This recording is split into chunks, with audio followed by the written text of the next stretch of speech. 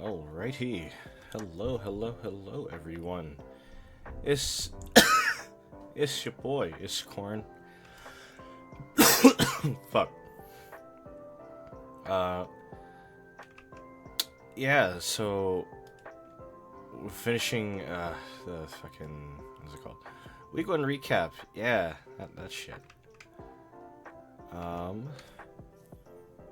A little bit lower energy today. That's because I'm just really tired, but that's okay.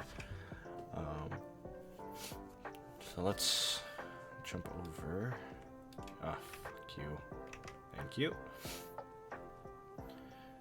Alright, so much like yesterday, we did a stream kind of going over the first week games from the Unova division.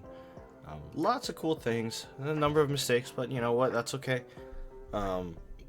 People are, for the newer players, it's, you know, still a lot of getting familiar with stuff, and for the veterans, it's maybe dusting it off a little bit, just getting back in the swing of things. So we have for today, oh god, fuck, I'm like burping up a storm here, I apologize. For today, we actually got some interesting games, and by that I mean we got some good ones, maybe some not so good ones, but you know, we'll find out together. For the most part, the Kalos division, which is the red one here, this bottom one. So just like again yesterday, 7 games, 6 games actually. I'm bad at math, sorry. And in just a second here, I'm gonna go grab fucking mocks from another server here. One moment, and we're gonna just like last time, and as always, we're just gonna recap the games, kind of go over them, talk about, you know, plays that people could have made differently, talk about the games as a whole, and hopefully give some feedback in an effort to potentially help out some of our newer players get more familiar, or if people want to just get feedback on some plays or whatever, or, you know, but it's going to be a little bit more general, as we usually like to do here. Come here, you. Hey, you can unmute, we're live. Just don't say racisms or something. Okay. Thanks. Yeah. Alright. I'm very excited, because I think some of the games from the Kalos division are a little bit on the funnier side. Oh, yeah. That's going to be great. Out of our 2 divisions, Kalos is definitely, I think, the funnier one. Unova scares the shit out of me, and I was runner-up from last time. So let's get into this. Let me boot up a thing here. So I think just like yesterday, we'll just go in order of the the sheet. Mm-hmm. So, which actually is really funny, because that means we get to react to your game first. Oh no. Okay. Well, my game's pretty fun. I enjoyed playing this one. This was cool. Yeah, I remember watching it, and I was actually I thought it was actually really neat. So let's get that rolling here, shall we? Sure. All right. So do you wanna go over your team? Because sure. Yeah. Since you built it and stuff, we can actually get that like builder perspective. Absolutely. So my draft is a gimmick draft, I guess, slightly, in that I have all 3 legendary beasts on my draft. Oh, that's right. You're playing the dog draft. I forgot. I'm playing dog draft. Actually, kind of based. It's really fun. I'm building my team for week 2 right now, and I'm like, oh god, okay, there's like some cool synergy here with like maybe all 3 dogs. I don't know. Probably not gonna bring all 3, but I have no idea. So this team was kind of fun. I got first round pick in my division, so I was able to grab Dragapult, which I think is widely considered to be one of, if not the most powerful mon in this draft that's legal. We don't have like Urshifu, Water, and like Fluttermane and like incredibly powerful Pokemon like that legal, but you know, given Dragapult's flexibility and its like obscene speed tier, as well as being able to nuke stuff with really big stupid stab moves, it's a really good mon. But that also means that I didn't have another pick for 22 picks. So, the rest of the draft is kind of what it is. I got Clefable, the dogs, and a couple other things. So this team in particular started off as, what is the best option into that Gliscor, right? Because Gliscor kind of screws up my draft kind of hard. For sure. And so I mean, that's kind of the nature of things, Gliscor, right? It's just like weirdly, it kind of does everything, and it's just obnoxious to deal with. It's really powerful. It was banned for a little bit. Or it was banned actually for the entire DLC 1, like almost all of DLC 1 in Gen 9. Pretty much, yeah. And then once DLC 2 came out and upped the power level a few steps, then it came back, and it was seen as it's reasonable. Yeah, it's only really strong. Yeah, it went from actually tearing up the meta on accident to now being like, okay, this is just fine. Yeah. So a lot of things on my draft, on my team here, have ice coverage, where they wouldn't otherwise. Like, Suicune's got Ice Beam, and Clefable has Ice Beam, even though, theoretically, Ice Beam hits a lot of things Moonblast does. Doesn't hit Gliscor super effectively, so that was big. Suicune is a really simple defensive set with eject button, just to allow it to be a pivot. I, in hindsight, am regretting this decision for a turn in the game that we're going to see. Raikou is a pretty standard pivot set. Clef is a pretty standard defensive Clef with Ice Beam. Amoonguss is Rocky Helmet Amoonguss. Pretty simple Specs Dragapult.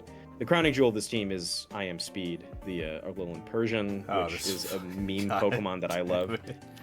It didn't get the chance to shine, but I will go over the Alolan Persian set after the game is over, because it takes some explanation.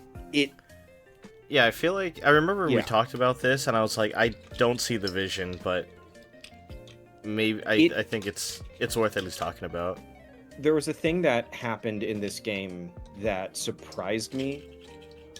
I didn't realize it was going to happen. I didn't think he was going to do this. I didn't think Goose was going to do this. Mm-hmm. And that threw the Persian strategy just out the window. Like, at that point, I'm like, it's as good as Death Fodder. It gives me a free switch into something. Yeah, okay. Yeah. Okay. Yeah, we'll get to talk about the funny cat in a bit here. I think looking at Goose's team, it's I think really interesting because sort of in a parallel to Not a Mop, he also has Gouging Fire and another one of the three Paradox dogs, which is kind of funny. And he's got my favorite of the three, Great Neck. I mean, Raging Bolt. Great Neck. Very good. I think team-wise, it's looking quite solid in my book. He's got Gliscor, Gouging Fire. I think that's like just a pretty nice kind of fire base. Mousehold often is like just a really good utility mon. We usually bring like Tidy Up for hazard control. It also gets like Encore. I think it's like T-Wave as well for some speed control, which is great. Mm-hmm.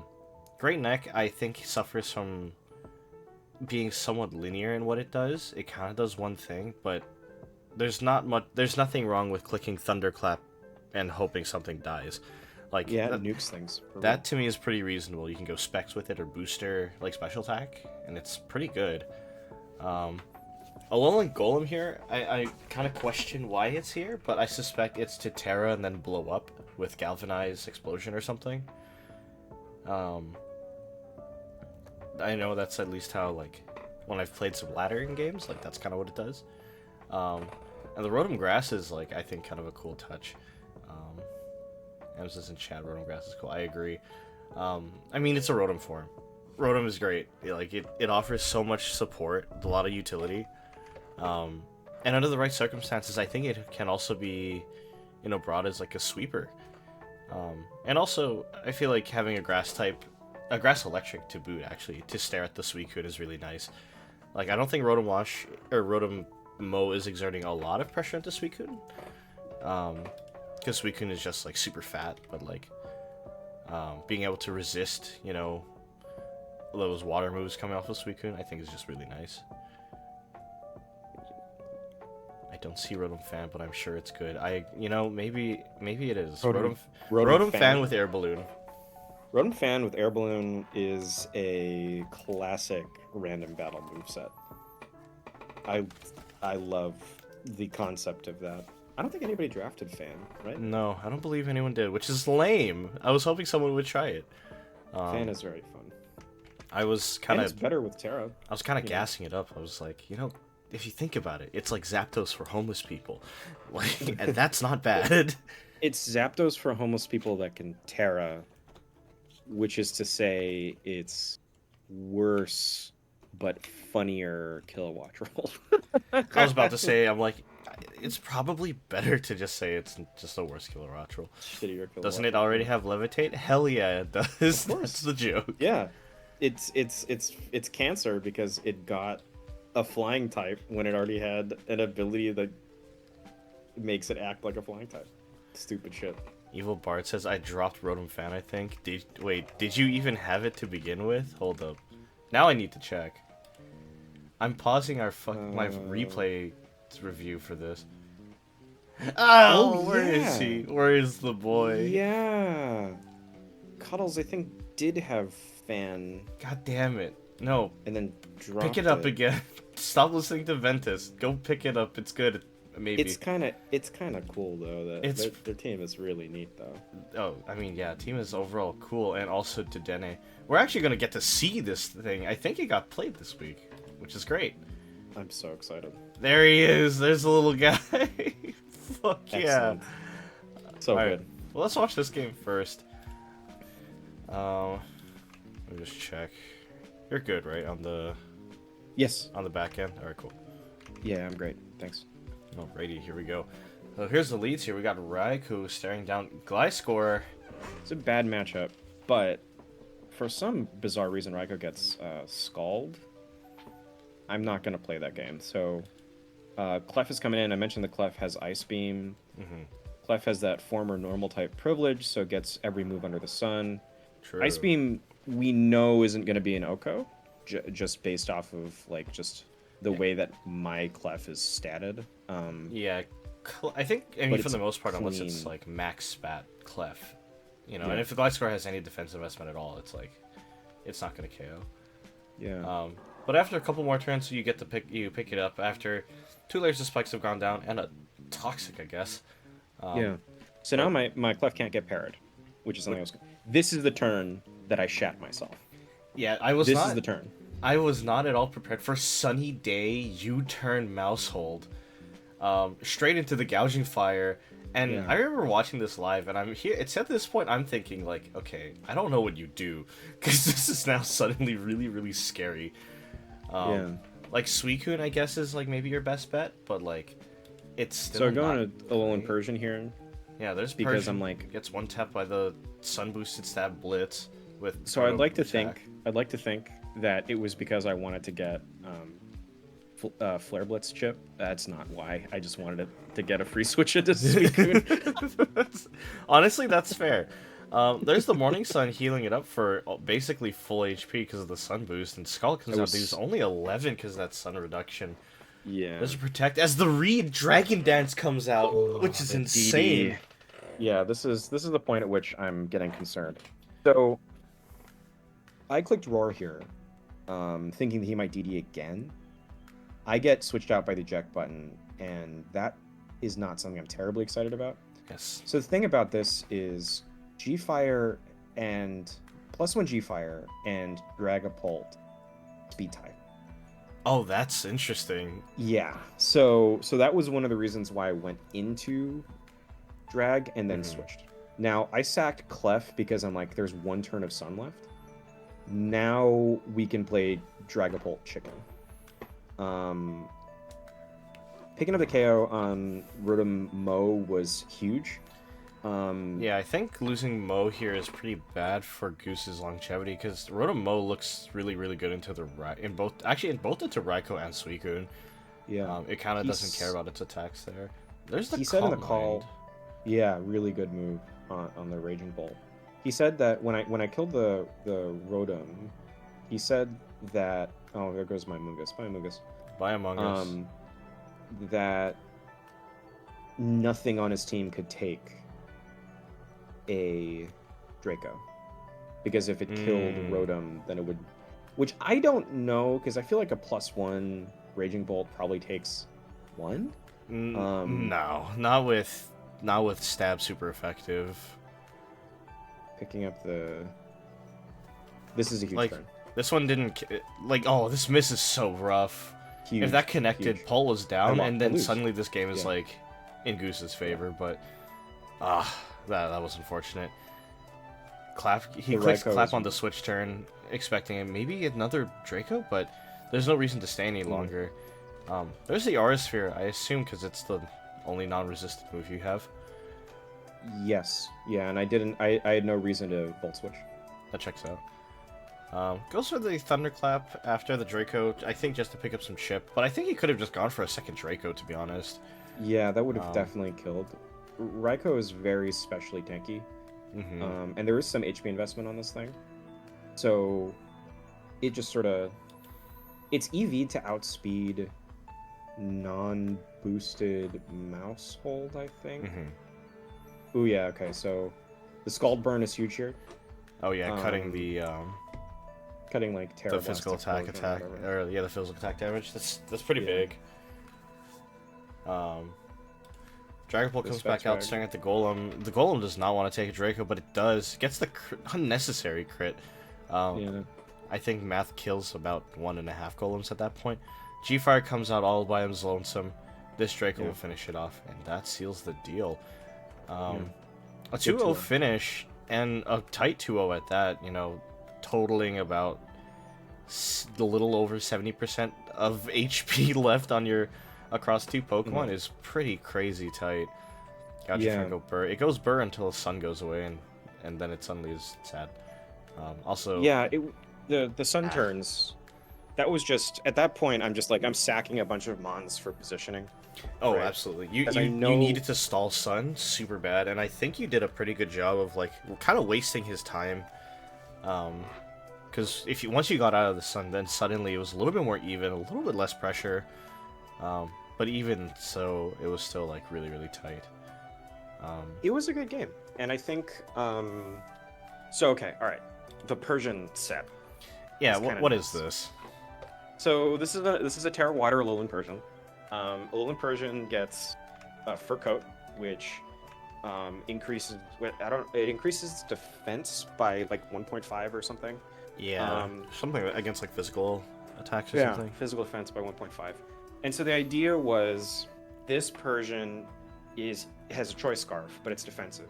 It's EV'd to outspeed a +1 Gouging Fire, and live I think an Outrage from a +1 Gouging Fire. Oh, interesting. Okay. Because it can do that. It just can do that. And I was going to Paralyze it or Parting Shot on it to take away its boosts. I didn't account for Sun, because I'm looking at Goose's team and I'm like... Yeah, where's the Sunsetter? There's no Torkoal, no Ninetales. There's no Vulpix, there's nothing. Right? And I'm like, all right, fine, I don't have to worry about that. And then I was like, oh god, when the Mouse Hole hit Sunny Day, I was like, oh yeah, okay, so the Mouse Hole, maybe it's gonna tidy up. I don't know what I thought the Mouse Hole was gonna do. Maybe Pop Bomb, just straight up. Yeah, just to get damage down. And then it goes for Sunny Day, and you're like, oh, what? Oh, god. I remember I started pogging when I saw this. I was like, that's crazy smart. That's so good. Really, really, really cool. So I'm like, all right, well, I'm gonna kill off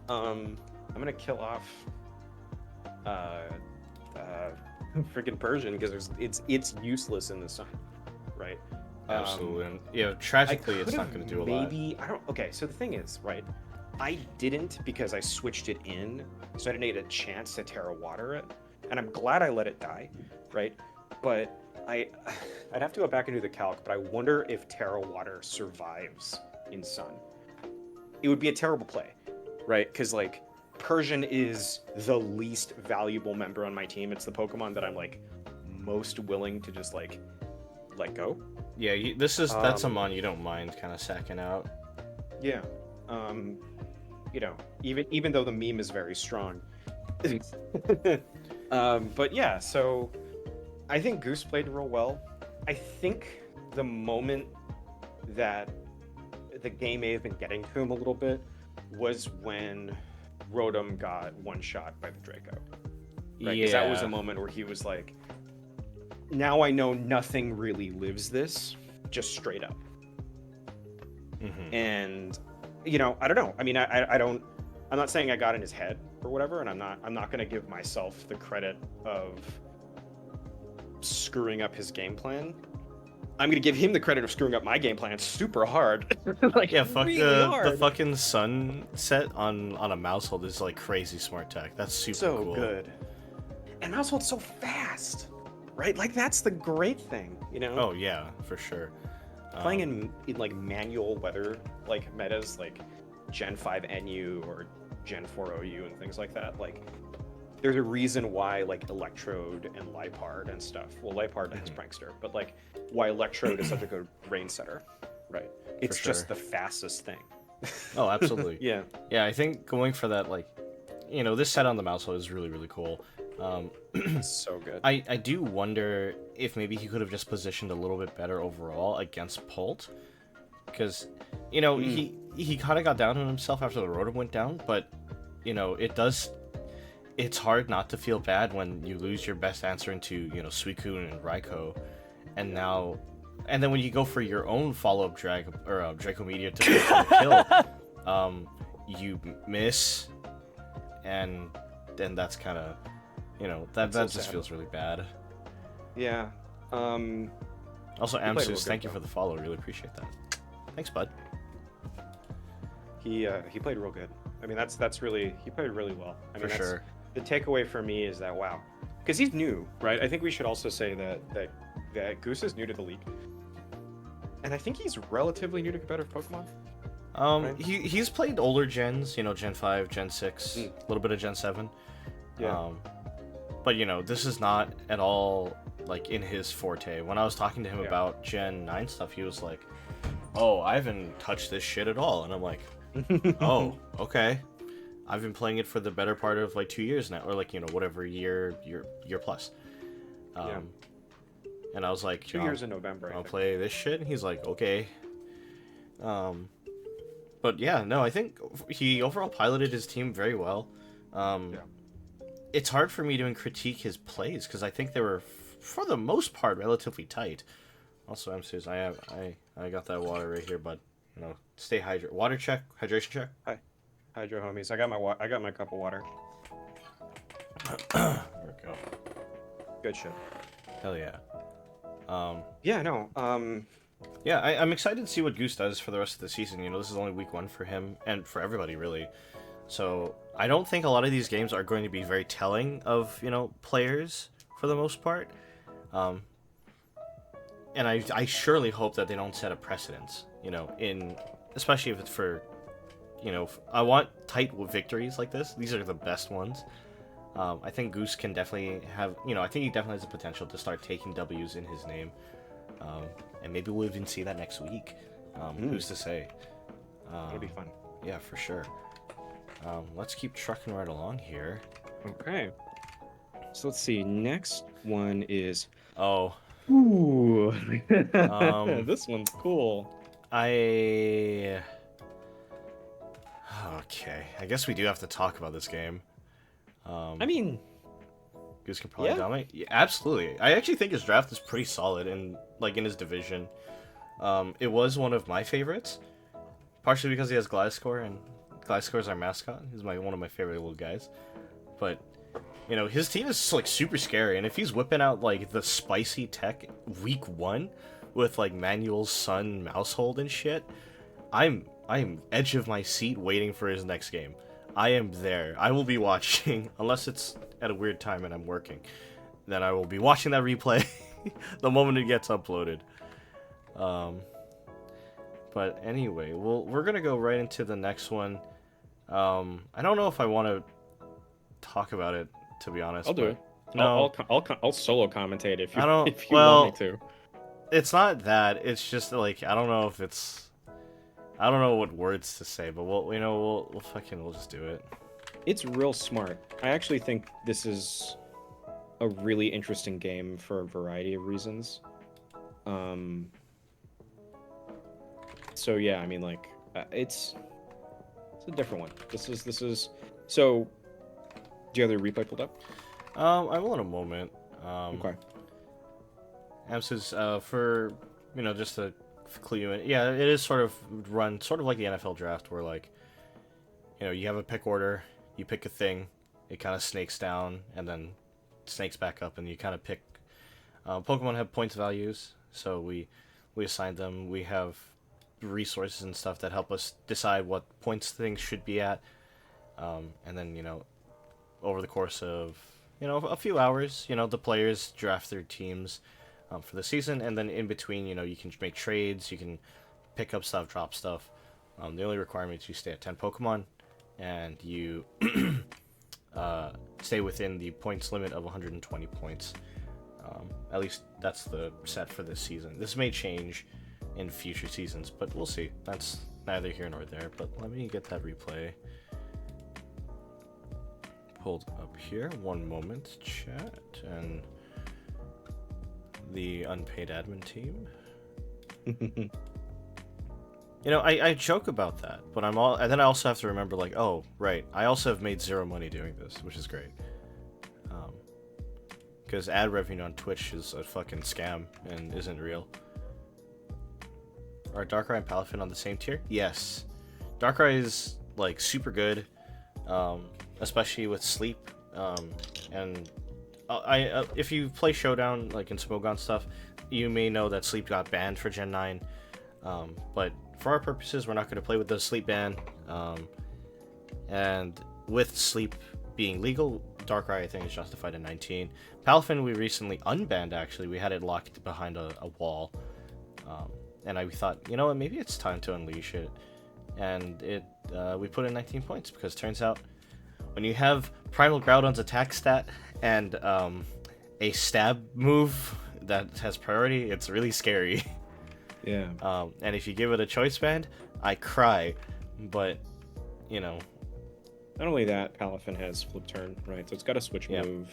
It can set up itself. It also gets decent coverage with, like, I think it's close combat and ice punch, I believe, which is not bad. It gets an ice something. I think it's either punch or spinner. Ice punch. Okay, that might be the one. It gets drain punch. It has Zen headbutt. Okay, that sounds about right. Yeah, because it has, like, good coverage, and, like, it gets a couple punch moves, and even though the punches are usually not very, like, they're pretty unassuming, being base, like, 70 or whatever power, 75. Coming off of 160 physical attack is still really good. Oh, yeah. Especially if you throw on, like, an expert belt or life orb, something like that. You're really going to town. Thankfully, based on our league, we have restrictions on Terra as well, so only things of 9 points or under can Terra, with some exceptions where there's a ban list on Terra, because Terra Steel Frostmoth is, like, unstoppable. That's really scary. And certain other, like, 7 to 9 points, if they had Terra as an option, they would be really, really hard to deal with. Yeah. And of course, we don't want to allow Terra on, like, the higher points things. Like, could you imagine Terra flying Sneasler? Yeah, I have. That's scary. That's why it's banned. Yeah. I don't like to think about that. Or obviously Terra Water Palafin to just click fucking Jet Punch with Choice Band. Like, oh boy, I can't wait to tuck myself into sleep with that one. But here's our next game, and this is the Kalos Division 6-0 of the week. We have a matchup between JC, Penny, and Not Kendall, which is Dandaman by his other use here. JC actually was one of our players from last season who actually did exceptionally well. Last season was her first time playing and made it pretty high, actually. I believe into semis, yeah. Which is crazy. Really, really good plays, and maybe one of my favorite tech builders. I get to hear about weird strats, and I'm like, that actually could just work. So it's a real treat watching JC play. and this is a terrifying team. Her draft overall is really scary, but this set of 6 is horrific. We have Cleavor, which was, in my opinion, one of my favorite bug types now because it has access to sharpness, stone axe. Its coverage is ridiculous. It has a monstrous attack stat. It has good bulk natively. And, if you adjust your build a little bit, you can either be Scarfed really fast to set up really aggressive stone axe hits for early hazards. You can also go like Assault Vest. So I think it's super flexible. It's just a great guy. There's base original Ursaluna, which is really funny because it can either go Guts, which is I think the common build, Guts Toxic Orb or Guts Flame Orb or whatever for those big damage facades. But another ability that I think people often forget, and it has come up in play last season, is Bulletproof. It's funny if certain Pokemon, like I think the Lottie Twins, Gengar, all come to mind. As far as their coverage options, it's those weird spherical moves like Energy Ball, Focus Blast, Shadow Ball, all of which Bulletproof is going to just block. So it makes Ursaluna like weirdly good into a lot of those, those normally flexible mons that would normally have really good coverage. Ursa is like, well, I'm just going to ignore those. And of course, really good base stats, really good offensive pressure. Moving along with, there is a Pecharunt, another mon actually that I had drafted last season. I love the funny fruit. This thing at 14 points was so broken. This at 15 points I think is still really good. 88 base everything except that 160 base defense, coupled with really good options, to apply that poison status, either with Malignant Chain or just manual Toxic. You can go Nasty Plot, you can go Recover, like bulky, like a defensive Recover stall set. You can go like defensive with like Hex after you've applied your poison, and with Poison Puppeteer, it's the most consistent and kind of the only way to apply Confusion in our draft pool, because with the Smogon stuff banning things like Confuse Ray, Flatter, Swagger, this is your next best thing, and this thing is also nearly impossible to shift. Poison Ghost, really good defensive typing. Speaking of Poison Ghost, there's a second one right there. This is Gengar right there. It's yours, but it's made of paper compared to this thing. Oh yeah, Dance Team, kind of cool. Another new player to our league. Picked up some crazy Pokemon. So I think he first picked Galarian Zapdos, which is wild. And then he second picked Snorlax.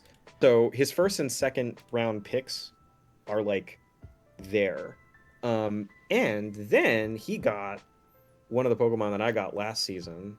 Iron Valiant. When did he get Iron Valiant? I think it was like third or fourth, right? It was like kind of mid pick. Valiant was third. Okay. Which is way later than it should be picked. Oh yeah, Valiant is definitely one of those that could have gone first pick, but somehow it's right there in third. Yeah, Valiant was my first round pick last season. It's a third round pick this season. I don't know what's going on, but this is a really nasty looking hyper offense team that's anchored by Snorlax, right? Like it's sort of like a catch-all, sort of bulky Pivotmon. That's not really a playstyle that I'm terribly familiar with. I know Snorlax as being like a really good sort of aggressive special or physical tank for special moves. So I guess really it's a special tank, but the Iron Moth here, Fire Poison Paradox Pokemon. This thing is super cool, and I really want it to do well this season. Oh, yeah, didn't get a lot of attention last season. I believe it got 0. So any use it wasn't even drafted. Season, yeah, so any use this season is great. I think it's kind of cool though that we have all of these newer things, and then kind of the back half of the team feels very like kind of old school, like almost like Gen 5, maybe even Gen 6, with like lower tier play. Snorlax, Bisharp, Gengar is not, to me it's not like what I would even consider, but like Snorlax is like a really cool anchor defensively. I think Bisharp with a Violite is just really nice because it's, you know, even though it's 4 times weak to fighting, you know, being part Steel type with a Violite, and it's actually got decent defensive stats. You know, this was a Pokemon that was originally designed to be a final Evo until they made Gambit for some reason. So I think Bisharp actually pairs pretty well. And then there's the Gengar, in a way, to kind of round out this like this trio of like things that are good at tanking stuff, and then the thing that can tank the fighting moves that would kill them. So that could be kind of cool to see, and it is relevant because there is both a Sneasler and a Quaquaval on JC's team. 2 fighting types that would otherwise bowl over both of these. So, you know, Gengar is actually looking pretty good here. So we'll just get into it. Ow, fuck. Why did it play with sound? There we go. Much better. There's the Cleavor lead. It's staring at the Iron Moth. Iron Moth reveals its booster energy, booster speed. Fiery Dance comes out, does actually a pretty decent amount of damage as it gets that actual boost, but it goes down instantly to that Stone Axe. Good old Cleavor kind of putting in the work. A lot of value coming out of that Stone Axe, getting rocks up. Clean switch into Ursaluna. This is probably one of my favorite plays the entire game. We were thinking, oh, it's going to be immune to Sludge Bomb. Nope. He brought the Sludge Wave, which is the higher damage move. Terra Blast was an interesting choice, especially since Gengar can't Terra. Terra Blast would be an AD-based normal type special move. Goes down to the Earthquake. So something that I was told of, you know, a little bit after the fact is, so I had actually originally helped Dan build his team, and then in between finishing helping him and this game being played, he changed the entire team. So I have no idea what any of his stuff is anymore. So that Gengar, I didn't have Terra Blast on it when I was building it, but there it is. Sludge Wave, I think I'm glad he kept it, but anyway, we'll keep going on the game here. There was the KO with the Malignant Chain to this Iron Valiant, which actually is really unfortunate because I think Iron Valiant looks really great into the back end of this team against JC, but alas, there it goes to the Rogue Malignant Chain. Not even Rogue, it's just kind of what I would click. But there's a switch out. Zapdos comes in here, gets burned, unfortunately. 30% burn. Unlucky roll. Very unfortunate. Goes for the U-turn, and what's interesting, and you can see messages in the chat here. The game, so while they were playing, I find out that Dan had clicked U-turn, not knowing what U-turn did. So I get messaged something along the lines of, oh, he doesn't know what U-turn does, and I'm like, what? Oh, okay. You know, reading the move explains the move. Like, you can hover move, it has a description, or if you're live in the game, you can type /data U-turn, and it tells you.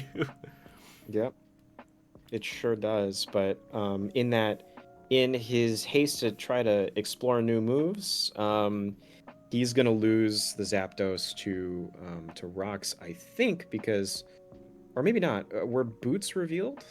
No, but if it doesn't die to rocks, it dies to the burn in 2 turns. It dies to whatever. For sure. Yeah. So something I want to build good enough to build here.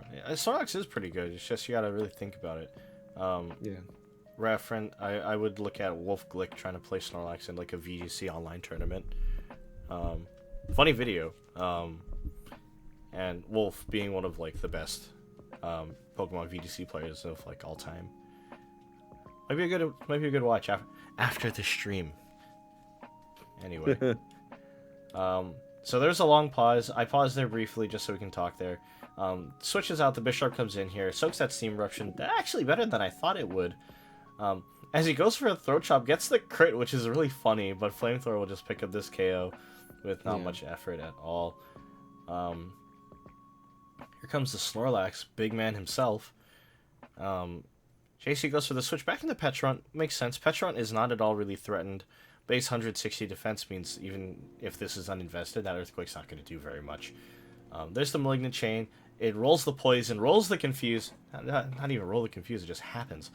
Yeah. But Snorlax actually reveals Curse, which I will. I'm going to interject here. When I built this Snorlax, this was Belly Drum Gluttony Aguav Berry. Sure. Because Yeah. in my mind, the team needed some really good offense. And, like, obviously there's great offense with, like, Galarian Zapdos, Iron Moth, Iron Valiant, potentially even Gengar. But I think having that normal special wall was going to look really good because I was thinking, okay, Volcanion's really specially offensive. Maybe something else was going to come out that's also especially offensive. So I think Snorlax would have been really good. So you could hit that belly drum, get the Aguav, heal back up to, 75% or like closer to 80, I think, right? Because it's 33. So along those lines, yeah. So you heal back up, and then you just start wailing. You're not going to be faster than a lot of these things, but Snorlax can at least get some work done. I think there's also room in this matchup in particular, and then maybe this is something we talk about at the end of this game, but immunity is such a powerful ability into a Petron matchup. Oh, absolutely. Because it just shuts off Poison Puppeteer entirely. Right? So, it can't get poisoned, so Malignant Chain just does damage. So that's the interesting part too, is I think besides just Gluttony, both of Thick Fat and Immunity look really good here because Thick Fat allows you to not take much damage from that Volcanion, and then the Immunity lets you take a lot less, chip off of the Petron. So there's an argument, I think, for all three. Spur of the moment was the Gluttony Aguav kind of style, just for that really good offensive piece. Knowing that this could probably live now a hit from Petra because you're a Snorlax, and then you just kind of click Earthquake, and at +6 it explodes. Even if it, with defense investment, no, not at +6. Right. But we'll keep going here. And there's the Pinchberry reveal, as it still actually gets off an Earthquake through the confusion, and it's still +1 because it actually got off a Curse, but there's the Recover, and even though confusion ends here, he's staying in, clicking that Earthquake, goes down to 54, which is, it's progress. Technically, he's coming ahead on these trades, but, with the Toxic wearing down, he is not winning the race in the long run. He will go down to the poison here. And I don't know what that was. He just was, at that point, I think he was just clicking buttons. The writing is all over the wall. Snorlax goes down, and then this comes and dies to the rocks.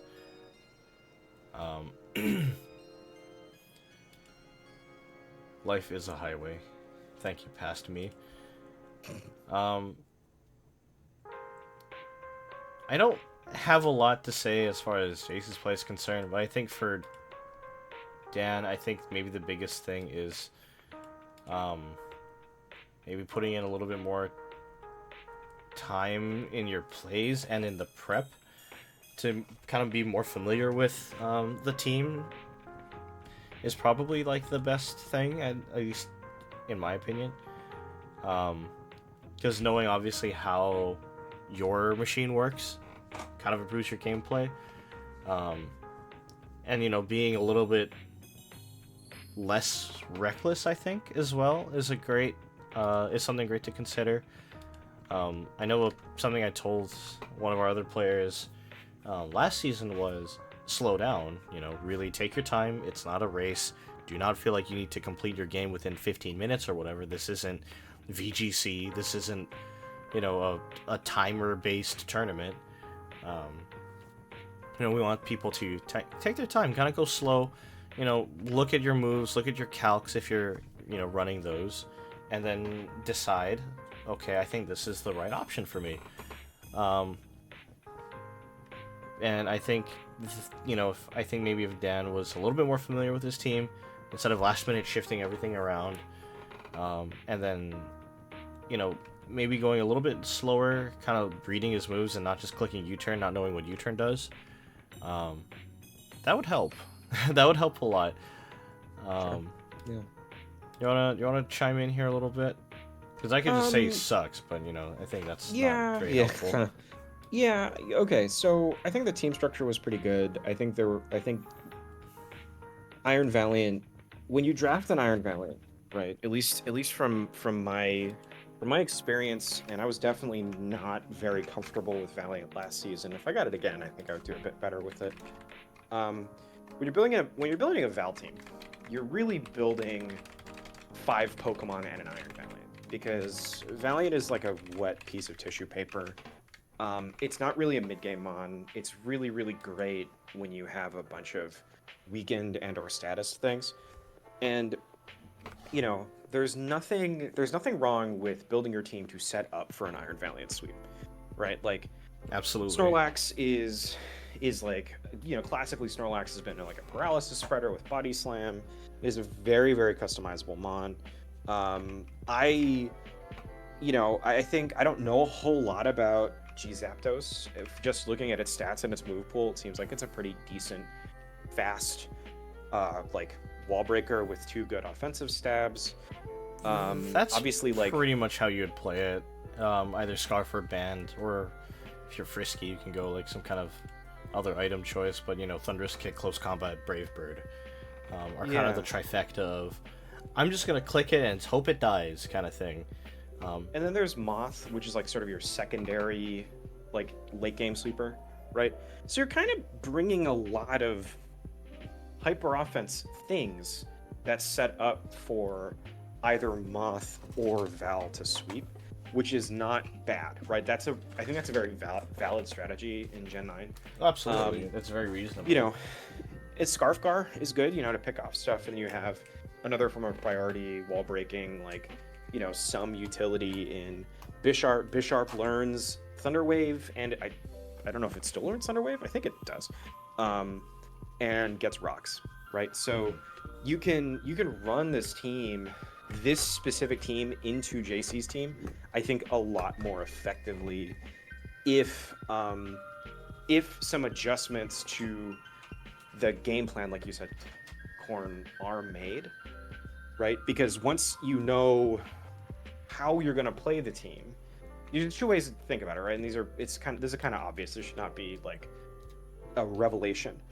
You can either build a team and then figure out how to play it, or figure out how you're going to play a team and then how you're going to play against your opponent and then build your team, right? Yeah. So in this case, I think having the forethought of, okay, I'm looking on the Smogon page and it says that Valiant hits really hard and then dies to stuff, and Moth says the same thing. I probably shouldn't lead with one of the things that can kill a bunch of things late game, right?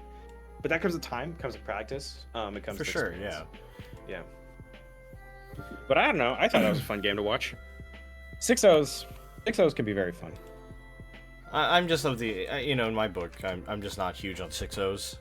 Sure. Mostly because a lot of the time it's a thing sits there and kind of clicks the same thing and everything dies, usually stored power. But at least this one was kind of cool.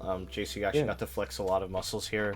4 of the 6 mons did come out. Didn't even use the fucking duck. Yeah, that's why I was pissed. I was like, Kuquevo could have come out and got a 6-0 to start the season off, but no. I think Rockaval is my least favorite Pokemon.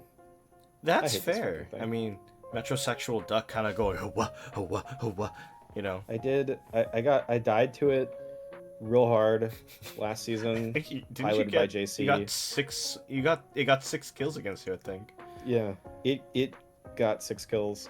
Did I get 6-0'd? I don't think I got 6-0'd. It wasn't a 6-0, but 6 of your things all died to Kuquevo. To the freaking duck, yeah. It got a 6-0. And then in a practice game against one of the Unova Division guys, I think actually it was Kieran, Big Kieran himself. I was doing real well, and then I got fucking reverse swooped by the duck. And... Yeah, I was watching that game, and I was like, there ain't no way that, Kieran comes back from this. And then a thing died to Kuquevo once, and I'm like, oh, he lost. Yeah, Dragapult. Yeah, it was Pult, right? Pult died to, like, I think an Aqua Step or something. Yeah, I got revenge killed. Yeah, and I'm like, oh, he loses. Nothing is faster. Yeah. Like... but that's just the volatile nature of Kuquevo. And any Moxie booster that's somehow able to boost its speed. Which is mostly none of them. Unless you're clicking a setup move in between, which is bad. Like there's Agility Cross, there's like DD, Salamence. I was gonna say like DD Gyarados also was a thing that people were testing out a long time ago. Oh yeah. That I that's a kinda bit of an forget old school that- build. I forget that Gyarados gets Moxie. I just think of it as like an Intimidate machine. Oh, I mean, yeah, that's what its life, its goal in life is to show up, intimidate, and act like you don't know nobody. But I think at least at this 6.0, we got to see a lot of stuff, which is pretty cool. I really wanted to see the Sneasler, and I will tell you, I will take basically no credit, but I thought the idea was cool. It was Sneasler can set up and just like hard sweep pretty much Dan's entire draft. Mm-hmm. And this is not even like a Swords Dance Sneasler. Like, if things get chipped down a little bit, this thing comes out, hits Fake Out, gets Unburden boosted, and either kills like Zapdos with Acrobatics, or like Close Combat, or insert poison move here, probably like Dire Claw or something. Like, everything just dies, and like nothing will outspeed it. So I'm like, okay, it's kind of disgusting. It's kind of cool though. Like, it was normal gem boosting Fake Out. Oh my god. Yeah, because That's cool. most people think like, okay, I need to bring a terrain, I need to bring a seed. That's how I'm gonna unburden my Weasel thing. Yeah. And I'm like, okay, that's usually fine. And then I hear normal gem Fake Out, and my eyes go wide. I was like, oh, okay. We're back in Generation 5 before all the gems went away. Hell yeah. Which is good because the gems are cancer, but normal gems reasonable-ish. they got nerfed too. Normal gem got Yeah, nerfed. it's only like 1.2 or something now instead of 1.5, which was why they were dumb. But some quick math for you guys, for everyone to kind of think about. I believe I could be a little wrong because this is the calcs were done like over almost 2 weeks ago at this point. Fake Out off of normal gem coming off of Sneasler into most of Dan's draft deals on at roughly around 20 to 30%. Jesus. To most things. Yeah, it's ridiculous. So I was like, to non-immunes, right? Oh, yeah. So like into non-immune or resisted things, like I think Bisharp, will take it really well, but like into like Snorlax, it does like 20. I was like, what the hell? Okay. And then it dies to CC. I'm like, oh, okay, shit. So Caesar tragically didn't get to flex its little tech, but it can be saved for another time. Especially now that I've spilled the beans on it. But just to close it out, I think Dan, not the best first week, but that's all right. It's the first one. That's the important part. You're not really playing for differential your first week unless you're absolutely. JC. Well, yeah, unless you're a couple. Like we have 2 players total who had better than a 5-0. We had 0 players with a 5-win record. So I think Ventus was messaging me previously. He was like, "Damn, no Yahtzee this week." I'm like, "Shit." But yeah, I think Dan, I think you got to put in a little bit more work in that prep. Really figure out your game plan. If you want to play a certain style, or if you, I told him, play with things you kind of like, and I actually think that's actually kind of okay, like a decent place to start, because at least you'll enjoy using those mods. But the important thing is, just because you have the keys to the car doesn't mean you know how to drive it. Right. So I think maybe a little bit more practice, maybe a little bit more looking at some of we have a lot of new player support documents and stuff to review.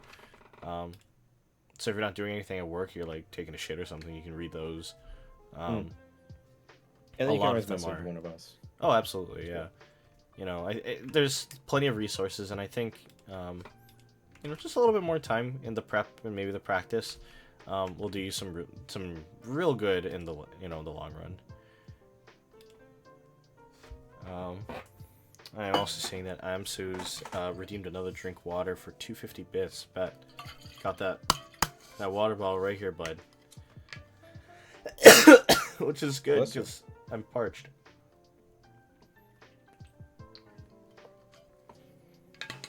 This is one of the things I hate about living on the second floor of my house is it's just very warm, and we don't have like a high ceiling or a functional attic. So I'm like, this really sucks.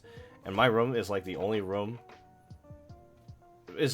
bedroom that doesn't get breeze. It's so ass. True. Yeah. I'm listening to a fan made for Pokemon draft. Hell yeah. Yeah. Like Nintendo, or not Nintendo, Game Freak and stuff will never do a draft like this because their only thing is VGC, which is fine. Doubles is great. I really like doubles. But it's always, I think a lot of really cool game modes and stuff really come out from the fans. Smogon and Pokemon Showdown stuff is all run by fans, if you think about it. And it's maybe the biggest competitive singles, space in the world. It is. It is by far. Yeah. So like Project Pokemon doesn't really exist anymore, or Pokemon Perfect rather doesn't really exist anymore. Yeah. And Pokemon Online stuff. Mm-hmm. Yeah. So technically, all of this is fan run, and it's awesome. Fucking Siege redeeming another drink water. Fuck you. All right, drink more water. All right. Hi, CJ.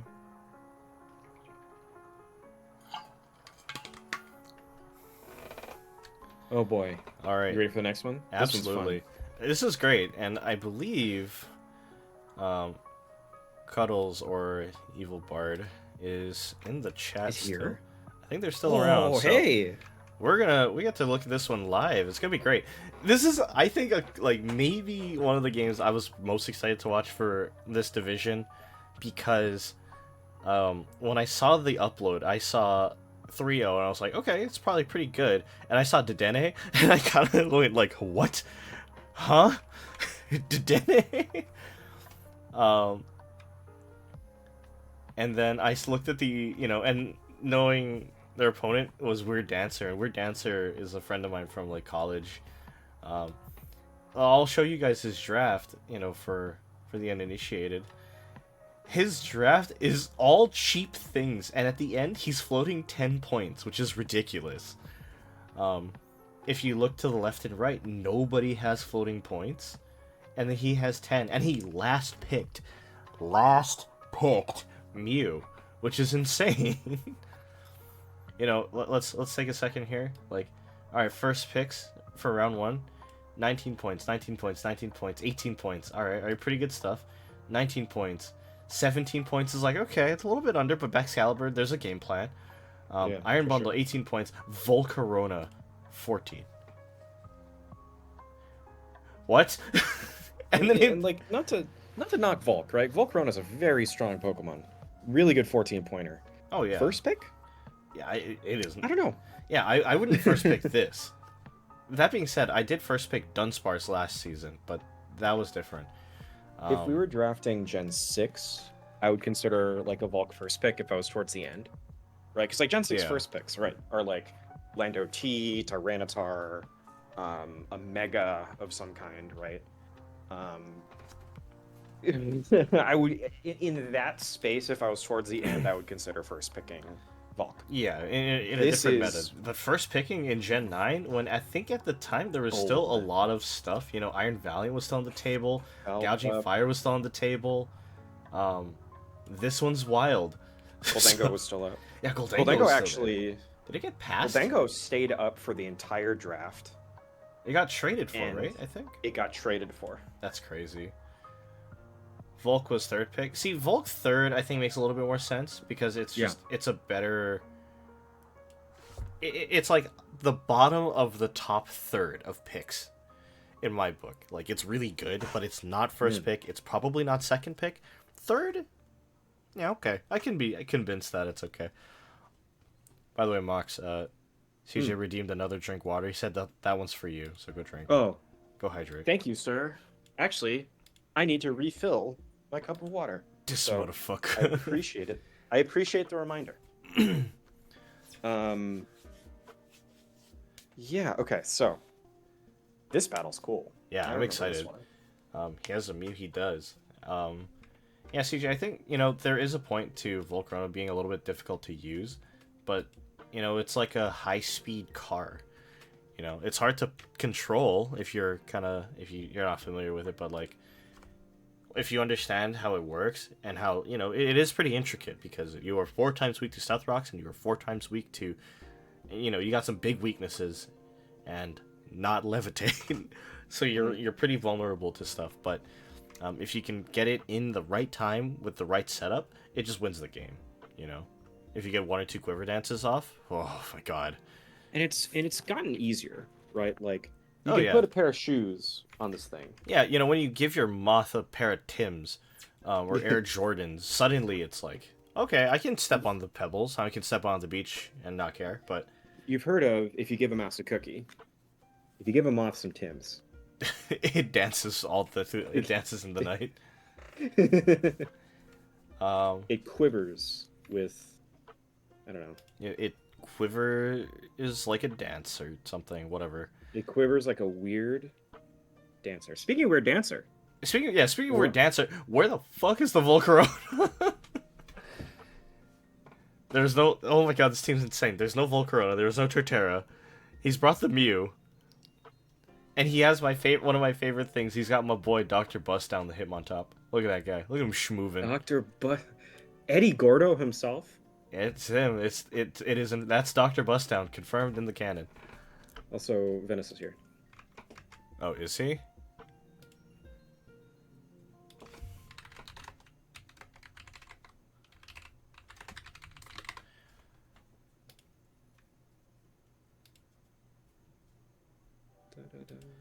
Okay, but Ventus didn't present me his tardy pass, so I'm not gonna let him in for this one. What I'm really excited about out of this entire team is the Okie Dokie. Did not get drafted last season. Oh yeah, I think Okie Dokie is gonna be really exciting. And you know, let's talk about teams for a second. We'll talk about Weird Dancers first, Okay. and then we'll talk about Cuddles' team in a second. You know, I think Weird Dancers bringing this feels so disjointed to me because it's got like a lot of bulk and not a lot of offense. Or if there is offense potential, it's sort of like it feels like it's trying to play a longer game potentially. But also, I'm like, there's not a lot of status. There's like maybe a Will-O-Wisp here, a Toxic there. I don't know. Like I was just really confused. You know, Slowking is really bulky. It's really good. Alcremie similarly can be really bulky. You know, I remember in like Gen 8 when I caught my first Alcremie, I was like, I wonder how I can play this. Like, can you do like an Assault Vest variant? Kinda, it's trash, but like, it's neat. So it's kind of cool to see, you know, Weird Dancer trying to bring it out. Alcremie is a cool 4-point or however many points it is. It's like neat. It's actually kind of up there. Yeah, it's like somewhere in that range. Well, I mean, it does stuff, right? Like, it's a pretty decently costed, bulky fairy type that does things. It's kind of like, to me, kind of how, like, what is it? Aromatisse? Yeah, kind of like an Aromatisse. Yeah, a little bit. A little bit.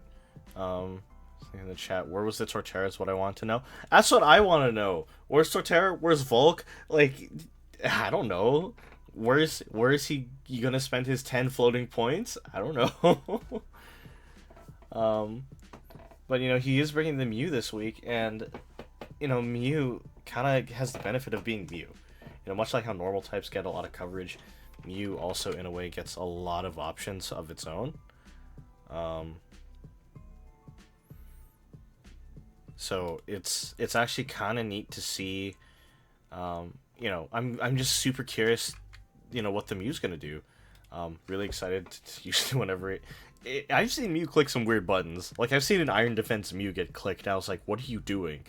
But that was really cool. So I'm curious to see if this is gonna be like kind of a support Mew or like a self-sufficient Mew. We'll find out. But there is in fact a Dusknoir. That's one that I was like, what the fuck? Okay. That's a cool one. It's cool. I still don't fully know what Dusknoir actually does. After all these years, I'm not sure. I don't know. It steals the time gears or some shit. I don't know. Also, check out the Tardy Pass. Huh?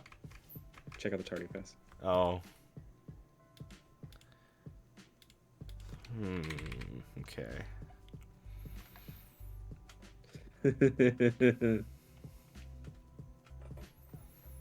Tuscanor is also schmoovin. This man has, or this lady, I guess in this case, has some moves. It's a Magneto from Marvel vs. Capcom 2. Got the weird arm flaily things going on. There's a Slow King. There's a Muck. Eddie Gordo is here. Eddie Gordo, the man himself, schmoovin all the way into the night. Hitmontop, I think, is great. In singles, going Technician is awesome. I'm VGC pilled, so I'm like, where's Intimidate? Intimidate, Hitmontop, go U-turn, go But, I think it's got some work. It can do good things, I think does it get Mach Punch? It does get Mach Punch. It gets Sucker Punch too. Hitmontop. Oh, that's right, yeah. Well, I'm trying to think like Technician boosted stuff. Oh, yeah. It's not bad. I mean, Technotop, I personally would prefer running Intimidate even in singles, right? Because Technotop is good. It's not going to do very much damage, but, it's not bad. It just is kind of slow. 70 base speed. Yeah. It's got great defenses. Its HP is pretty light. I mean, okay, Rapid Spin gets a Technician boost. Just kind of neat, I guess. But I think the first hit of Triple Axle gets a Technician boost. Yes. Oh, actually, all 3 hits of Triple Axle get a Technician boost. That's actually really good. Yeah, that's actually not bad. And Bullet Punch. That's the other. Oh, that's right. That's really Bullet Punch. Okay. Yeah, that's actually really good. And then of course rounding out the team is actually just original Cantonian Muck. Kind of a classic. Kind of sits there and is a good blob. Yeah. And interestingly, I don't think it's super threatened, except maybe by just a Darkrai and Jirachi, which also, I think Amsu's in the chat pointed out, it's Darkrai and Jirachi, which is really spooky, and also there's a Dedenne. So, like, this team, this is a great pivot. We'll just talk about Evil Bard's team here. This is, like, wild, because there's some crazy, threatening, and really scary things, like Thundurus, Therian, Roaring Moon, Darkrai, and just like a 2-point mouse that I think hits Nuzzle and goes ugh. But I mean, you got to bring the mascot. Of right? course, yeah. You got play your favorites. Who cares? But I think Dedenne actually has like a lot of good utility options. Like it gets Super Fang, obviously because it's a mouse. Gets Nuzzle, which is actually great speed control. Against this relatively kind of mid-speed tier team, crippling down the Mew or the Hitmontop, I think would be really nice. For kind of that longer game. By far the fastest thing on his team is Mew. For sure. It's 100 speed. Oh yeah. And even then, that's not the fastest thing ever. But like also, being able to cripple it down. So now you're like, well, I don't give a shit. Like I'll be faster than everything, guaranteed. I think it's still really, really nice. And even just having that 25% chance to just biff a turn, is pretty awesome. It's pretty dope. And the rest of the team, Thunderstarian it's Thunderstarian, really good special offensive piece. Roaring Moon, newer mon, but also horrific because with like booster, you can booster your attack and just get like really offensive damage, coming down. And even without booster, I mean like Boots knockoff Roaring Moon is like a real thing, like Roaring Moon, it's so good with knockoff. Oh yeah. It's got it's got a natively pretty good attack stat with stab. You'll feel those knockoffs. Yeah, you'll feel Roaring Moon has a base 139 physical attack stat. Why is it so fucking high? Paradox Pokemon diff. Actually, kind of true though. We just talked about Dedenne. Jirachi, I think, is one that I'm super excited to see. I'm very Gen 6 pilled with this thing because I always ran it as a paraflincher because I'm a bastard. But like the fact that you have like access to that kind of a style, or you also can play it like special, or you can play it like more support lenient. You know, Jirachi is just super flexible. One of the benefits of being one of the tiny mythical Pokemon, they kind of just end up giving you like everything, I guess. Yeah. So Jirachi is, it's literally the Mew of this team. I don't know what it's gonna do, but whatever it wants to do, it's probably gonna do pretty okay at. One of these days, I want to see Doom Desire Jirachi in Oh, please, that'd be sick. in a Gen 9 game. That'd be so fun. That would be awesome. Speaking Evil of Bard. Doom, Evil Bard, please. Doom Desire. Doom Desire Jirachi, please. it would be funny. Here's a Darkrai. It's a Darkrai. Yeah. Fucking. It's just one of the best things. It's fast. It hits hard. It puts things to sleep. It's pretty good. And then of course its Okidogi is really cool. Finally seeing some play. Poison fighting type is actually pretty good. And I think interestingly, I feel like it matches up kind of okay into this team. Like, you don't mind Hitmontop. You can kind of stare at Muck forever. You're okay into Alcremie. Obviously, you don't enjoy Mew or Slowking, but yeah, it doesn't have to answer everything. Yeah, that's what the rest of your team is for. Exactly. But Okidogi is, I just think the Loyal 3 are cool. Oh yeah, they're great. The only member of the Loyal 3 that got drafted last season was Pheasantipity, which I think is maybe, well, I don't know. It's very strong. I think Okidogi is still the best of the 3, but they feel very different roles. They feel very different roles, right? Like Munkidori is like a fast psychic type attacker that has like poison coverage it can use. Yeah, Okidogi's kind of like a bulky. Yeah, grounded poison type. Pretty That's also beefy. a good fairy type. Yeah. Yeah. And Fez. And then Okidogi kills actually things. True. Yeah. So we'll see what it does. I don't remember if it got used this game. I remember staring at Hitmontop a lot, and then I don't remember what else. So let's go find out. Yeah. Leads off our Darkrai. I think is actually very fine. It starts at the Mew, this is great. Missing Hypnosis is less great, but Blunder Policy comes. Good. What the fuck? So funny. What the fuck? That is so funny. What that the fuck? had me howling when I saw that. That is incredibly funny. There's the Trick Room, actually. Trick Room Mew is wild. As the taunt comes out, but this Darkrai does not give a shit. It just clicks, Dark Pulse and goes for the kill. Stealth Rocks comes out from the Mew. The Sludge Bomb is clicked here. I assume trying to cover for the Alcremie, which is really smart. Muck comes in on the switch in. As Thundurus gets switched out, eats the rocks. Brick actually comes out. I don't know what this was supposed to do. I guess hit Darkrai, but there's the eject button into Okidogi. Now Okidogi is staring at the... Whoa, what the fuck? Wait. That was just a naked roar with no hazards. That's so cool. That's rad. That's a cool play. Awesome. In comes in the... there's the switch out Okidogi into the Roaring Moon. Takes that Earthquake pretty well, actually. Better than I thought it would. Decently, yeah. Gets the speed boost from its Proto. As Knockoff comes into the switching in Muck. The Muck actually goes for Ghost Terra, which is a little unusual. Shadow Sneak comes out, doesn't do very much, and actually the Ghost Terra lets it live that Earthquake. Gets off another Shadow Sneak for a little bit more chip, but unfortunately it's not gonna do you any favors there. Potentially going for a Poison may have been better, but I'm not sure. Acrobatics comes out, actually, and finish it off. A fake out KO is insane to me. That feels really like Technician boosted. And here's that Dedenne we were talking about. And it goes for the Nuzzle, gets the para because that's just kind of what it does. Now it's U-turning out, which I think is great. But what comes in? It's the Darkrai. Matches really well into the north, this thing.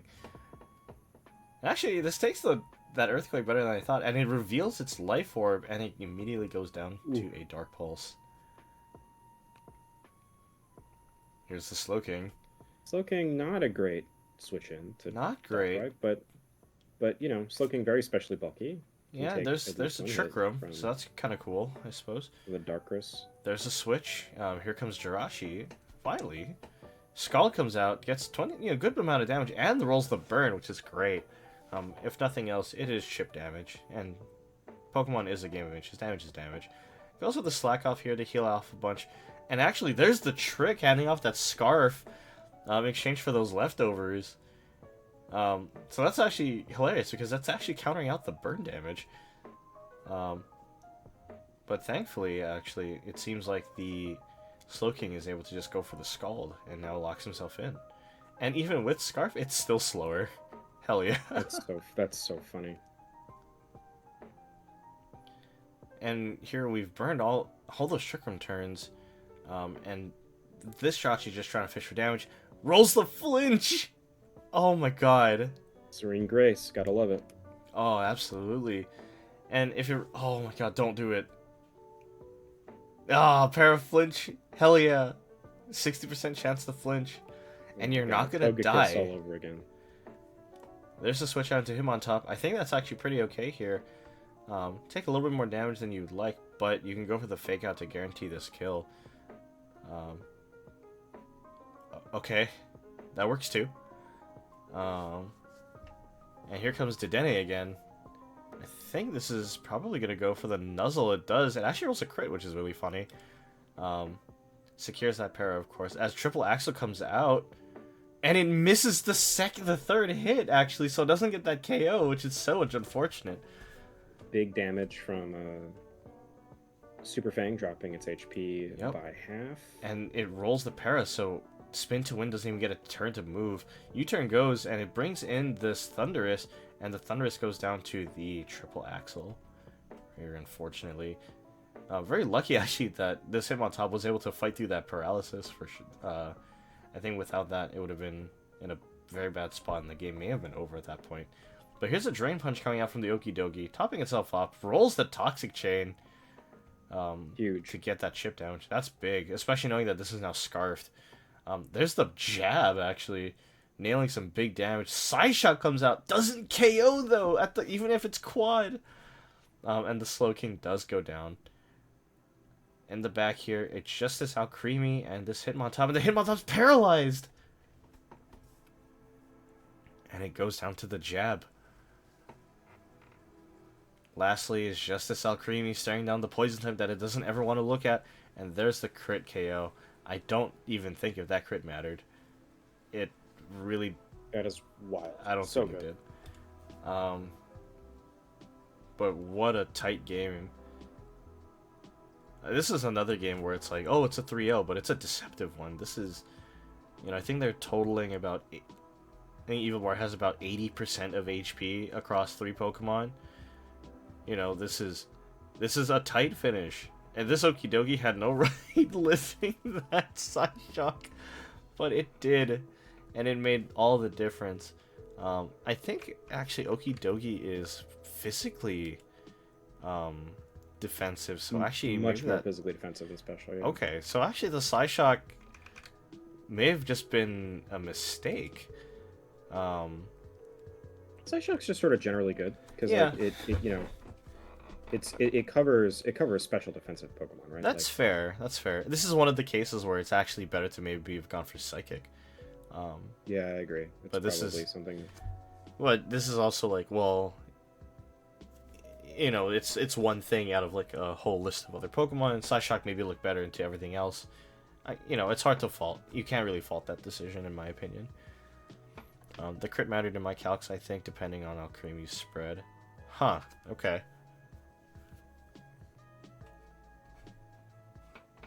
Okay, yeah, okay, I can see how that works. Yeah, as far as this game goes, I feel like Evil Bard or Cuddles played it actually really tightly. This Dedenne actually got to pop off really, really hard.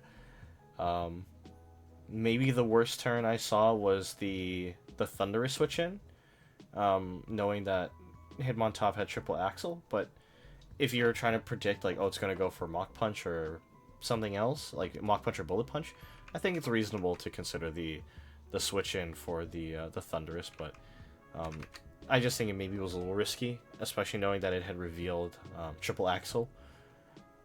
But otherwise, everything was pretty well played, I think, It's pretty great. on your end. I think for Weird Dance, there's something that he could consider for potentially next game, or whatever his future weeks are going to look like. Maybe putting a little bit more offense on the team, because this team plays, it wasn't super offensive. It wasn't fast either, and he doesn't have a lot of ways to control that speed besides just trying to fish a really hard trick room. And I don't super like having just 2 trick room users to just try to force it. I think maybe just having a more balanced approach to the game plan, probably would have been a little bit better. And I think even with the speed control, I don't super know how much damage he's going to be able to get down. Because things like the Dusknoir, or I mean not Dusknoir, but like Hitmontop and even Base Muck aren't super offensive. So I would have thought he would have played for a more long-term game, apply some status, maybe play some speed control, something to that effect. I think that could have been really good. But I don't know. I don't know what his vision was with the team. Maybe he was seeing something in the Matrix that I couldn't see, but I think overall still a pretty good game. I do like the Mew, now that I think about it a little more. Kind of the support Mew is really neat. But potentially having, like, maybe U-turn on it or something would have been okay. You set up Trick Room, or you set up Rocks, Trick Room, and then you switch out. Going for the taunt was kind of cheeky, though. I don't know if clicking taunt into the Darkrai was very good, but the fact that the Darkrai had Blunder Policy is hilarious. That's so good. But yeah, I think this was pretty well navigated. Very minor mistakes on Evil Ward's side, but yeah, I think Weird Dancer should maybe bring a little bit more pressure. Because if I see this team, I'm not super scared. But if I see like Volcarona or something, I'll be like, oh, shit, a gun. Whoops. Yeah. Do you have anything you want to add? No, not really. I mean, I think that pretty much covers it. It was a really good game either way. It was really enjoyable to watch. There was the Dene sauce. Yeah, the fact that the Dedenne in my book was maybe the MVP, getting the para off onto a couple things. It's partially control speed and also cucking the Hitmontop twice. So funny. Is really, really funny. Yeah. I expect a real electric rat. True. Did Dedenne actually find its way into the leaderboard? Ain't no way, right? I mean...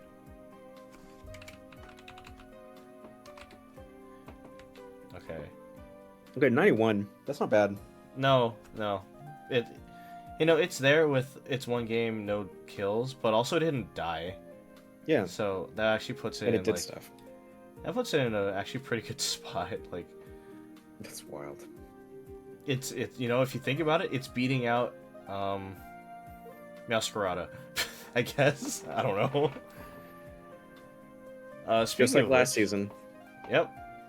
Random little guy beats out like really threatening traditional offensive piece, and it'll be like, why? All right, cool. Speaking of, all right, cool. Let's get to our next game. This is an interesting game because it is a combination of a returning player and also a newer player. Yeah. Let's get Venison. Sure. Give me just a second.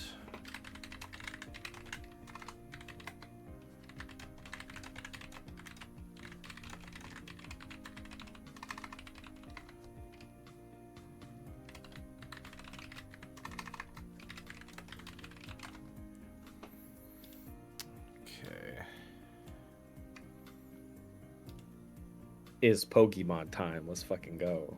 Next time you make sure the administrator signs off on your tardy pass. Thank you.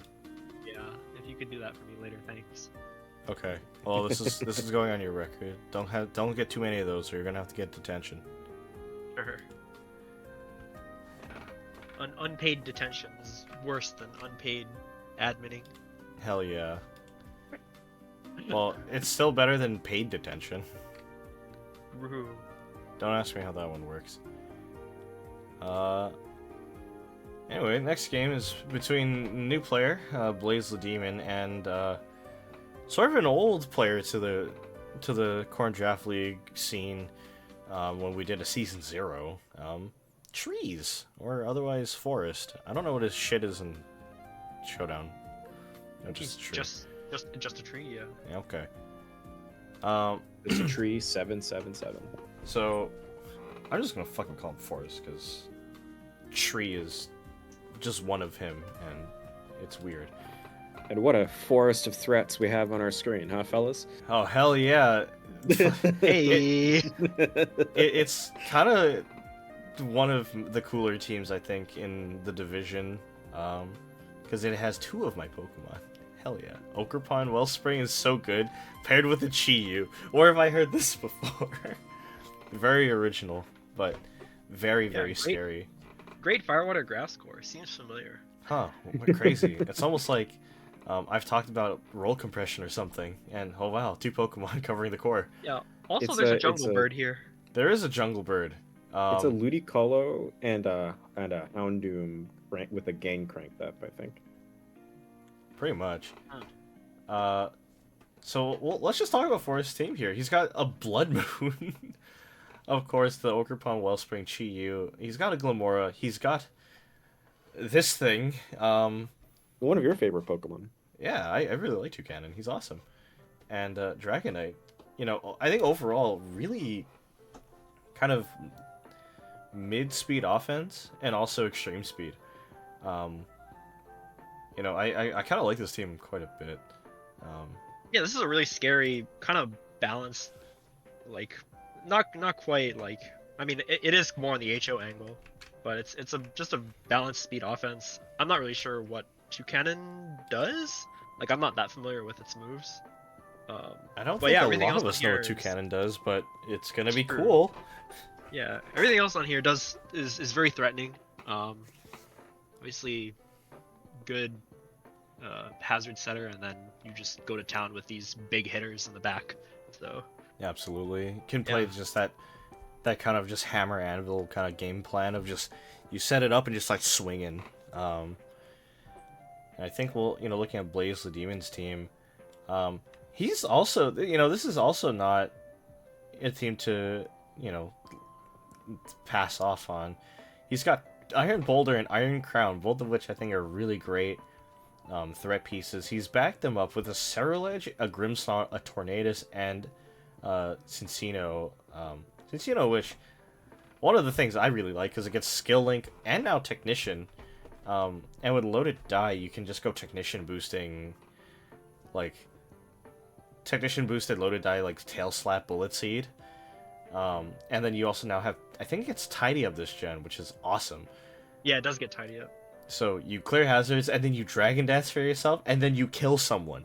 Like, that's so cool. Off of, like, a 6-pointer. This thing's rad. Yeah. This is a really, actually, pretty terrifying, honestly, like, screens offense team coming from Blaze the Demon here. Oh, absolutely. I mean, Grimmsnarl, obviously, probably, like, the second best screen setter in this gen right now, after, like, Alolan Ninetales. And then, yeah, 5 really super scary potential setup guys in the back. For sure, yeah. So we've got 2 really, really offensive teams. And I always like matchups like these because these are really fast-paced, really, really brutal matchups. For sure, yeah. I think this is going to be a game where it's going to be, like, edge of the seat, kind of like whoever fucks up first, I think, really will just lose. But we'll find Toucannon MVP. I don't know, man. Will it be MVP? Let's go take a look. I got the leads here. We have a bit of an unorthodox lead with Chiyu as first, staring down this Tornadus. Tornadus actually going for a Tailwind. What is this, This is VPC? double. Goes for... This is doubles. There's the Tailwind. There's a taunt. Oh my god. What the hell? Hold on a second. There's a Dark Hold Pulse up. coming out, dealing just a little bit of damage and revealing the Life Orb on So Chiyu. super boosted Chiyu. And there's the taunt actually kind of locking out that other screen. Glimora comes out here, I guess predicting a move, but there's a switch straight into Iron Boulder. As the Tailwind pierce out. Fucking... The fact that Tailwind came out to this game is crazy. There's a Dazzling Gleam. It kind of plinks off, you know, there's a light screen, and it's resisted by that Iron Crown. Chiyu comes back in here. As Focus Blast connects, actually, nailing it for that clean kill. And here comes a bear. But Focus Blast, somehow this guy doesn't miss. This isn't a... Last arrow. This is not a bulletproof bear. This is a bear with a mind's eye. And it does only 20% as Glimmer comes back out here. There's a Tachyon Cutter getting the KO, and I gotta remind myself it's actually a special attack, so it doesn't set the hazards. Yeah, it's a pretty big deal here in this matchup. Yeah, here's the Ogerpon. He rolls the crit, rolls the kill, straight through that It's through... Iron Crown. There's no screen to block it, but Oh still. yeah, he's got the light. Well, now there is. There it is. But there's a sword stance for Ogerpon. This is where things could get very scary, right?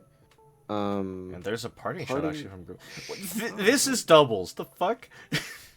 Parting shot is just a good move for Grimstar in general. Well, going into Tornadoes is like that's doubles and it died. Yeah. There's the sometimes crit roll. The crit is pretty good. And there's the Kinkino. Goes for Terra Stellar, which is great. Here's a spiky shield. Spiky Oh, please be tail shield. slap. No, Hell yeah. that is so funny. Oh my god. Goes for the switch out right back into the Grim Snarl. Goes for the Horn Leech. Okay. Alright, that's fine. There's another parting shot, dropping that attack stat back down to neutral. Here comes that Saraledge. Cudgel? Oh, as he goes for the swords. Really, really smart, actually. There's a spiky shield. But it is red, and there's the swords. Now this is really scary. But there's Bestie. There's a Sash. Oh, the sash. There's the weak armor speed armor. boost. Sash doing its job. And there's the Bitter This is- Blade. The game turns around from here. Because of that Tachyon Cutter killing the Glimora, there's no hazards to break that Sash with. Yeah, So that's really huge. good play. Terra Fairy doesn't help at all. Unfortunately not. So, This I tried to get an interview with Toucanon after the game just to know how that blade tasted, but it got cooked so hard that it wasn't available for comment. are unfortunate. But there's a Shadow Sink going into the Dragonite, and there's the Earthquake to just pick up that kill, actually. And there's an E-Speed right into that Kinkino. As a Tidy Up comes out here, just click E-Speed again. Hell yeah, motherfucker. And there's the Dragonite doing crit. Dragonite things. Classic Dragonite. Really good Here it Pokemon. is. There's an E-Speed. Doesn't kill, though. And there's the Reflect. Now this I is am actually pretty surprised- spooky. I think it was really smart he didn't go for Spirit Break because, well, maybe it didn't really matter, but the cleave is mighty. The cleave is very mighty, and lastly is this very injured bear in the back. It's not going to be able to take that cleave, and there it goes. Damn, honestly, Solid 1-0. really tight, really, really tight. And This a is very classic fast game, Offense versus offense matchup. pretty much. Comes down to always like one or two plays that may just make all the difference, and last mon, like one-on-one, kind of what it boils down to at the end of the day. Pretty much. I think as far as this game is concerned, really, it may have been a little bit easier if Forrest was able to have, better control that Glamora's positioning, to allow it to set up the hazards, because anything would have helped. A spikes, a poison spikes even, one layer, stealth rock, just to get some chip damage, because if that Saraledge had its sash broken, suddenly this thing is not going to be able to do anything, and the Ogerpon, if it's set up like it was, just kills it regardless. Yeah, for sure. That The not having a hazard in this game is really, really detrimental. And I think really just letting it go to the Iron Crown, maybe not knowing that it's actually a special attacker, I think me was the real mistake. Because I think it actually had opportunity to find its way to look at like the Cincino, the Grimmsnarl, even like Tornadus. Like Tornadus is not going to kill it, so you can kind of set up whatever against it. But I think just maybe just not knowing that Crown was special attacker. I'm not sure. But yeah, I think that maybe it was the big kind of shifter there. I do want to highlight this Ogerpon set because this is just a VGC set. Like, Cudgel's Sword Stance Spiky Shield is every Ogerpon right now in doubles, and then and then it's usually like insert grass move here, and like Horn Leech is usually it. So really, just like overall, just a good build. Yeah, it's certainly interesting to see the spiky shield come out. It's not really a move you see in singles that often, but I think it's okay, especially in a matchup like this where you kind of just want to have as much chip damage as possible on these physical attackers. So I think it's like a reasonable call here. Yeah, definitely. Pretty interesting choice. I'm not sure if maybe a coverage move would have been better in this case, but I mean, Ogerpon is still very solid. It's no matter what moves you choose for, really, as long as you've got that Ivy Cudgel. I think what is kind of interesting to think about is around turn 15 here, there's that whole exchange of like, there's a parting shot into the swords and then a spiky shield into the swords. I think actually had Forest made the read to just Cudgel, you bring the Saraledge down to Sash, and now you trap it in a way, either forcing it out, like you force it to switch after it's set up, it's like just after it's set up its own swords, or you force it to go for like Shadow Sneak, and at that point you just Spiky Shield protect, and then it dies to its own, it bounces off that shield and goes down. Right. So maybe besides losing the Glim really early for, for kind of no reason, I think this may have been the other big turn that really let the game slip past him. Because I think definitely attacking on that turn would have been a bit better. Yeah, because attacking here brings the Saraledge down to Sash, and then you just you can protect against either like the Bitter Blade trying to heal back up, the Shadow Sneak, or probably some other kind of coverage move, and then you get that KO, and then suddenly now you have your boosted Ogerpon pretty much uncontestable in the back here, because you can deal with the Iron Boulder, you can deal with the Grimmsnarl. I don't think Torn was even up at that point, so you can let Ogerpon go to town, and then if you find yourself like with the weakened Iron Boulder and you still have like Dragonite or something, like maybe it would have been a little bit easier. Yeah. But yeah, I think for the most part though, this game was still very well played by both players. Actually, yeah, that's a good point. Spiky Shield actually introduces a really interesting mind game against something like a Sash Saraledge, because if you go for the Spiky Shield on the turn where they try to Shadow Sneak you, after their Sash has been popped, it's possible that they just KO themselves on the Spiky Shield, right? Exactly, yeah. And that's why I was thinking, instead of going for it right away, because most Saraledges, I think, run swords in singles, so they have to think, okay, I need a setup, and then I can take it all home. So right. I think had Forrest thought about that, going Cudgel here, pulling it down to Sash, and then you trap it, basically. Like, you present it with no good option besides to switch. Because anything else, it'll KO itself to your Spiky. Yeah, you have to mind game it between, if you Sword Stance again, predicting the Spiky Shield, I might just attack you and KO you anyway. Right. And if I Spiky Shield and you attack, then you're gonna KO yourself. Yeah. And I think and introducing that difficulty to the choice, I think is, it's significant. It's very important because now it's not as clear cut of a sequence. Now you gotta really tread the waters there. So I think maybe that's the big maybe that's something for Force to take home. Maybe it's like thinking about trying to go for that mind game, into something like a sash boosting priority user.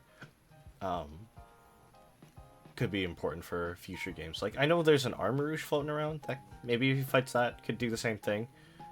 Maybe not as well because it's a special attacker, but yeah, no, I think this is a really great game. Blaze the Demon here kind of showing off his his really good control of Grimmsnarl. That thing really performed quite admirably. And I'm very upset because I hate this thing. I hate parting shot. Fuck this thing. This is like, it reminds me of Incineroar too much, and it makes me mad. I mean, Incineroar is still the best parting shot user, but I mean, Grim is one of those Pokemon where it's usually seen as a reflect, like a screens user with parting shot, but there's like other ways to play it too. So, I mean, in this battle, screens I think is definitely like the best route considering this team. Definitely. And yeah, like you mentioned, it was controlled well. He got multiple turns of screens up. He got at least, I think, 2 rotations, right? He got reflect up twice. Yeah, so definitely well played on that end. I think maybe for Blaze the Demon to think about is not running fucking Tailwind Tornadus. This is singles, my guy, but there is a world for it. Maybe not a good one, but there's a world for it. Yeah, I don't hate Tailwind in singles. I mean, obviously it's much harder to use in singles because of the limited turns. It's like Trick Room, but I think there's definitely like a niche case in which Tailwind could be useful. But yeah, that was not this game, I think, given the threats on the other team. For sure. It's a bit hard to navigate the Tailwind. Yeah, I think maybe that could be something Blaze that even has to think about, like really looking at the speed tiers for his opponent, because the only time I think either like anything would be like really outrunning like Iron Crown or Iron Bowler would be if like something was scarfed, Yeah, I think Crown Scarf GU is definitely like a big threat. It is. I think it is. But also like you can play around it. I think given his team comp, like there I think are ways to play around Scarf Chiyu, but once I think if you account for it being either Life Orb or Specs, then you can think, okay, well, Iron Boulder's gonna outspeed it, and then it'll just kill it. The only thing I think Force presented that outruns the pairing of Iron Crown and Iron Boulder is like Ogerpon, maybe Shiyu if it's speed boosted nature, but if it's not, then it's outrun. Yeah. And like nothing else basically. So I think doubling your speed stat when you're going up to 381 without a boost, doubling that to like 700 is pretty excessive. Yeah, I feel like this Tailwind was definitely intended to be used in combination with maybe the Ceruledge or the Iron Crown. Yeah. Those two are a little bit slower, not quite to that same speed tier. And definitely, I could see a world in which if either of those two get like even 2 turns of Tailwind, it could be pretty scary. Yeah, I think it's not impossible. It's just a tough one. Yeah, I think to position it's my issue with Tailwind in singles has always been it's a lot harder to position a thing to benefit from the Tailwind. Yeah, definitely. So I don't know, maybe that's something Blaze wants to think about for his future games, like if he's able to find a way to better position if he wants to continue to use Tailwind on Tornadus. But let's not forget Tornadus does have a breadth of utility options. It can do weather, it can do a whole mess of other things, and it can even get off some good pressure because it's still Tornadus. It can click offensive moves and deal damage. So that may be something for him to think about. I really wish the Kinkino got to pop off, but maybe that's better for next week or something. But let's move right into the next one. We got a couple more here. And we got CJ versus Kick. This is a fun one. me see here if I can find the link. And this one was a 2-0, and it has a Regigigas, so we're gonna see how this one pans out. I forgot how it went. That's why. It's a really cool game. Okay, yeah, that's what I figure. So looking at the teams here, Kick's team, he is presenting threat after threat after threat, and Regigigas. Like, he has got... Yeah, Tropius. That's... yeah, I was being nice about Tropius. But he's got a... he played a similar thing last season. He's playing it again this season. He's got a good snow core. Baxcalibur is supported by a thing. This time it's actually a Alolan Ninetales for potentially that Aurora Veil. Is great. Baxcalibur is then able to just kind of go to town and just really go for all the damage it wants to in the world. There's a Tropius here, which is really cool. It's obviously not Chlorophyll, it's obviously not Solar Power, because there's no sun on this team, unless he's playing something deranged. But so I'm assuming it's going to be, I think this was a Harvest Tropius with something, with some weird tech. So that could be really cool to see. There is an Archaludon here, and Archaludon is actually such a good one. With its ability Stamina, it's able to just really... It can tank some hits and then keep tanking hits.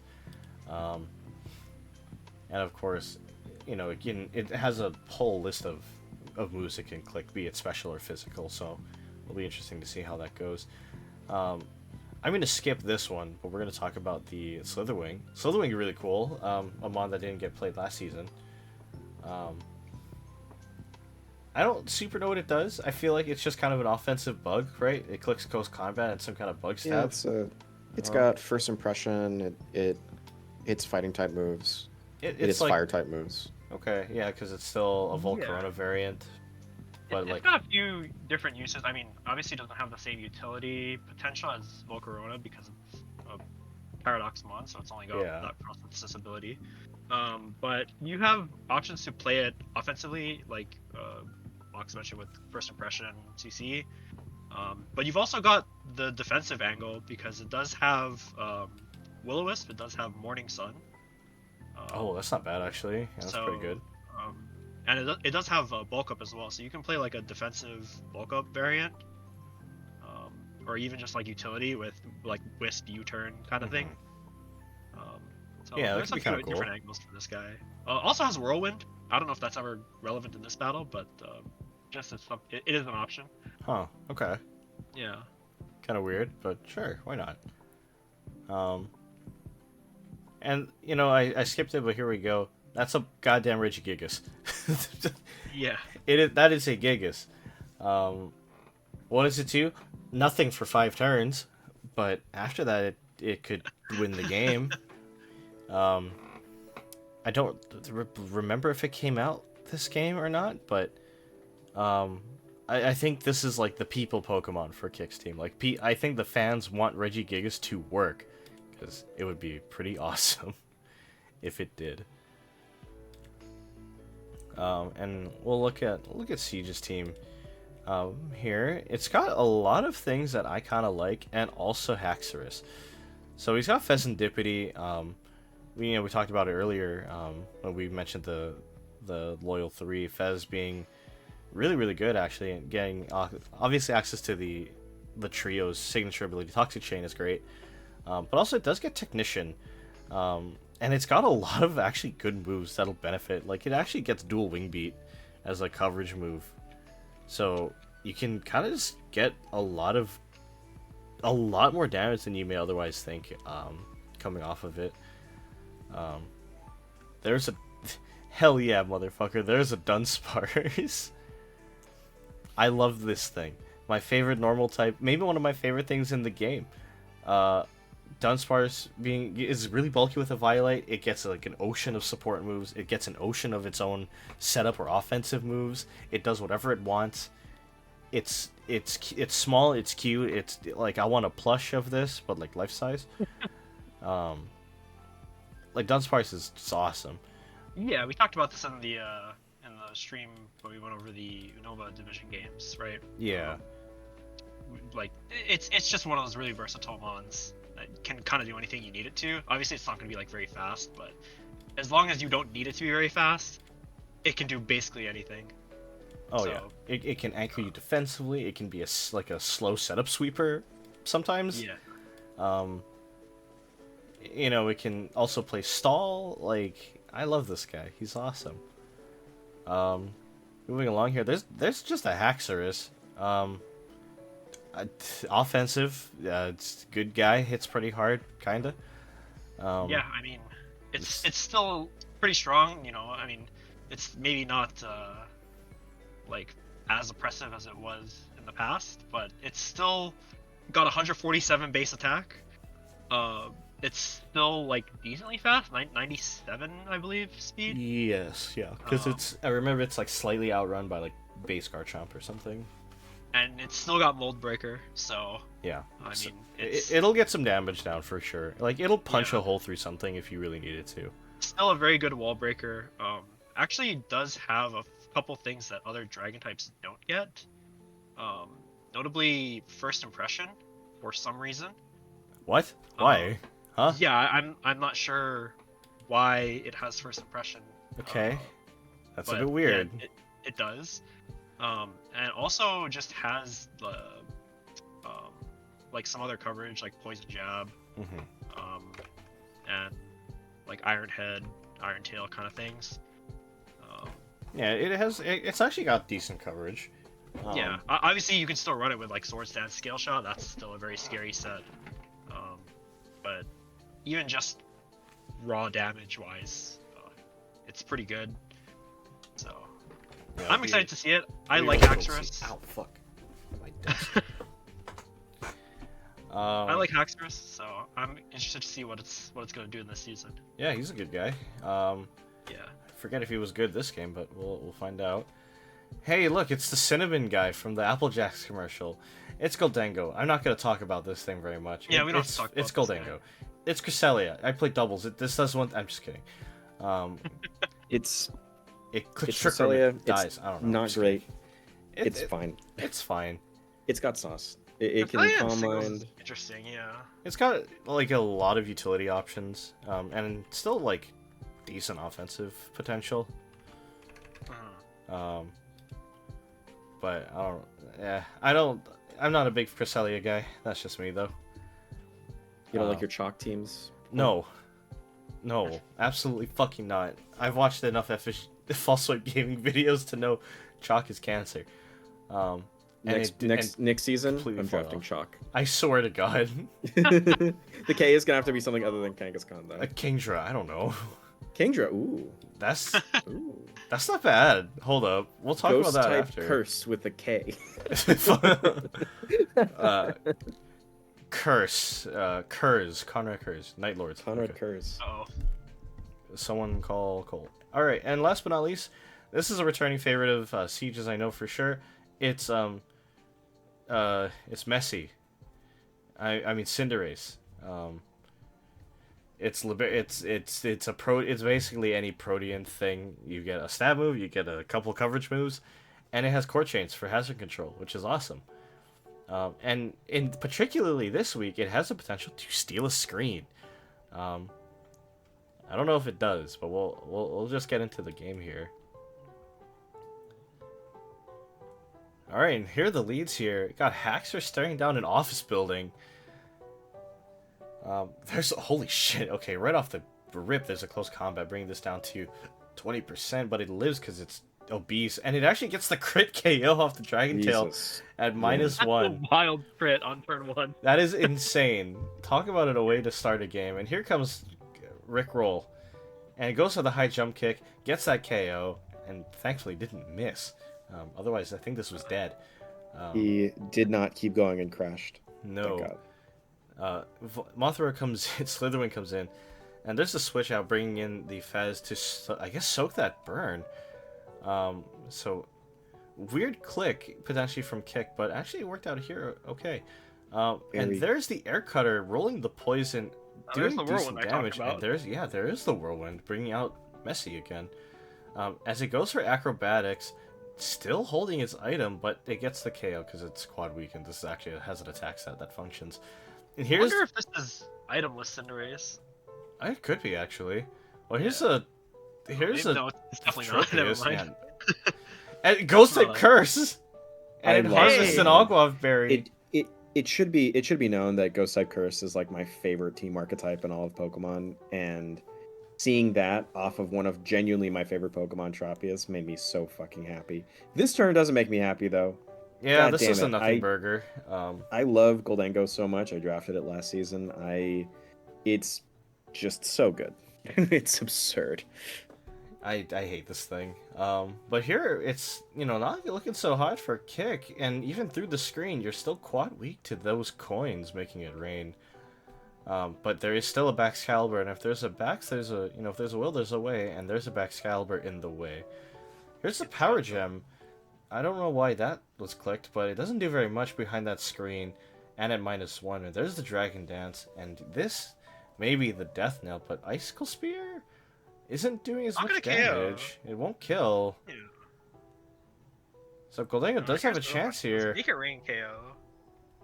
Oh, it doesn't. It 42. doesn't, yeah, not a Two -1. screens. Wow. -1 at screen. Yeah, this thing needs to leave. Here comes Crest, the Cosmic Duck as Icicle Spear. I believe doesn't KO either. Yeah, Oh, not But it's quite bringing a low. lot of things really low. Yeah, he's setting himself Two. up to knock it out of the park later. And there's the second spear. Kind of bringing it down. But this is still kind of a tight situation. I don't know if this is Light Clay Ninetales, but there's an Earthquake getting the kill on Messi, unfortunately. Here comes a Dunsparce, and here's the Terra Fairy. This should live the non-existent Dragon move as Icicle Spear comes out. Rolls the 5 hits. It lives, because Dunsparce is goated with the sauce, but here's the coil, and that hurts my feelings. Yeah. If that was a body that's- slam, this could have got some damage done, maybe even paralyze. Even admits that it's greedy. Yeah. Yeah. Well, we don't have to talk too much about that play. He knows it was not great. Mhm. Here comes the Yeah, Fez. for sure. Gets crit KO'd. That crit probably didn't matter. Probably not. This is +1. It's a Baxcalibur. And last but not least is this Goldengo. It's not going to live the second round of Icicle Spears, and it'll go down nice and clean. So Baxcalibur really showing off that it's a Baxcalibur. It kills people. It's Yeah, Godzilla. Godzilla is the final boss as always. Lord Complicit. We're not going to talk about the other Pokemon that's still alive here. Look, Godzilla's it was the a final boss. 1-mon victory basically. Yeah, for sure. I think Kick was playing a 5v6. I think really the only play I didn't super like that Goldengo stayed in as long as it did. I think had Goldengo switched out a lot sooner after the first Make It Rain to reset its stat drops, I think would have been really great. Because then you could have just let you could have still sacked off Cresselia. It maybe even could have had a chance to get an attack down. I don't know.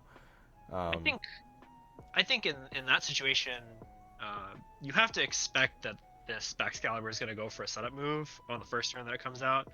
So I would have actually liked to see maybe like a Nasty Plot come out from this Goldengo. I don't know. Do we have the full set? No, I don't believe we yeah. do. It could have been Nasty. If this was a Nasty Plot, I would have liked to see a Nasty Plot there, just to get the +1, and then you make Oh, it yeah. a better chance to KO, or at least do like a lot of damage. Yeah, if it was NP, that would have been great. Yeah. But assuming, I'm assuming it wasn't NP, because then, I think instead of going for Power Gem, because I don't know what Power Gem hits, just going for Make It Rain, I think would have just been overall better, because then you fish out a little bit more damage, at least it's stab. You go to like -2, but at that point, then you can still switch out, bring it back in. You can live. You sack off Cresselia, and then you bring back in your Goldengo, and then you can go for a Make It Rain. Right. If he goes for another Icicle Spear, or something like that, and then you probably at that point do just guarantee the KO. But I think that's like one thing. And then the other play I didn't like was the coil, but Yeah. you already know it wasn't the right click. But honestly, this is still a pretty tight game. Uh, this thing's just fucking Excalibur. This thing's gross. I did comment to Kick after the fact. I was like, why didn't you just switch in Regigigas? to just put it. Look, I'm a big fan of trying to put random garbage into the MVP race. And I think it would have been awesome to put Regigigas on that race, but he did admit that it didn't have any dark move or anything to hit the Goldango if Goldango was the last one, which it was, which is very sad, but that's okay. Yeah, no, I actually don't have too much to say. I feel like both players played it relatively tight.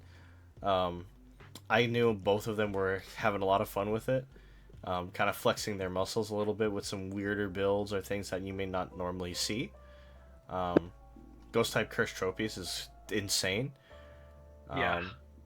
And I think actually trying to play the Toxic Chain Fez is also like pretty insane. It's special. It went Air Cutter. Yeah, actually, like that's really cool. Yeah, Pheasantipity, I think. I mean, it has a higher physical attack stat slightly, but it's a bit better, especially because its special move pool is stronger. Like just at a baseline, especially if you want to run Toxic Chain, it's got better utility moves on the special side. So. Yeah, you can get a little bit more value potentially. I mean, but yeah, I definitely like that choice here.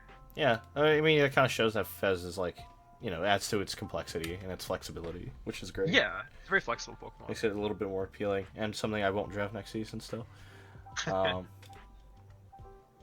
Yeah, no, this one was a fun one. Really liked it. Next time though, play Regigigas. Actually, use it, but that's fine. And we have one more, and it is Jace of Spades versus Blue Black, both returning players to the scene. And I believe, yeah, no, this is the fucking Incineroar team. I hope, and I'm glad he lost. Then fuck him. Here we go. Looking at Jace's team, it's uncomfortably bipedal, but otherwise, I think it's actually got pretty good options. Lucario and Gardevoir kind of cover each other, as do Meowscarada and the Incineroar.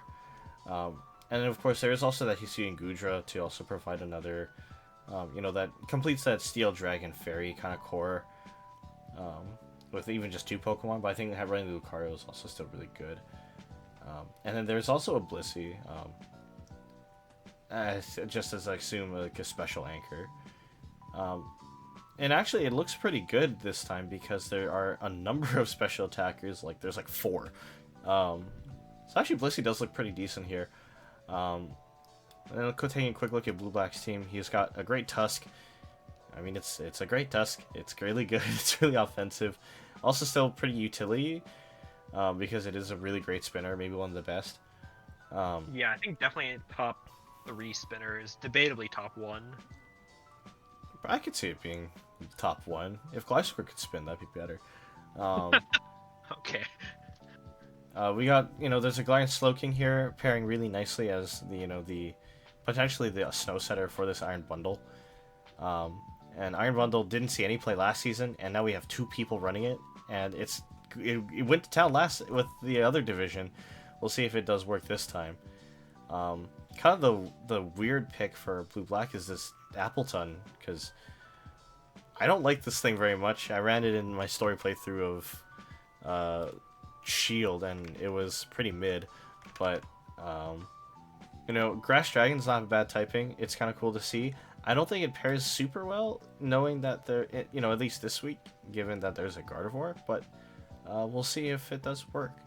Yeah, I mean, Appleton is one of Blue Black's pet mons in this draft. I know last season it was Bellybolt, and this season, I believe, it seems to be Appleton here, so, I don't blame him for bringing it. Hope that it can show up and do something, because it's always cool when the little guys do something. Oh yeah, I think there's nothing wrong with running the mascot mons. I'm just skeptical when I see Appleton, because I'm like, what does this thing fucking do? As far as its viability, I think it's not too bad. Obviously you can Terra, So that's like Mm. a big plus, in this matchup. It's Terra Steel and Terra. I believe Terra Fairy is the other option that it has. Oh, Gotta check that's that not. again. It's not bad actually. That's pretty decent. Yeah, so it's actually got pretty good Terra types here. And it's just Okay. like a pretty Okay. solid defensive check against a lot of the like whether physical or special. So it's like a good defensive check. It's got ways to boost both its physical defense and special in Amnesia and Iron Defense. Mhm. And then you have the signature move Apple Acid to lower enemy special defense to kind of snowball like an offensive stack. It's almost like Torch Song, but like a little bit worse because it No, boosts your yeah. stats. I was gonna say it's kind of like Yeah. acid spray, in that Yeah, respect. yeah. It's definitely it's higher base power. It's 80 base power and only reduces by 1, but it is grass stab, so Yeah, it's pretty good. it works. It works. Yeah, and then you've got options. It does get recover, so you can kind of stall out with it if you Mhm. have like leech seed perhaps. Yeah, worth mentioning too Also- that it also has thick fat, so that really Yeah, it kind of softens that quad weakness to ice, especially when yeah, you it's just Terra. fun to get around Ooh, to that. Yeah, can really, you can like- Terra and Terra Steel with thick fat's really nice because it means you're not taking full damage from the fire type moves, from the Incineroar. Right, yeah, and that could be really So- great here too. Yeah, there's definitely some angles for it here. It's actually got a pretty decent coverage pool and like also good utility with I mentioned Leech Seed, but also like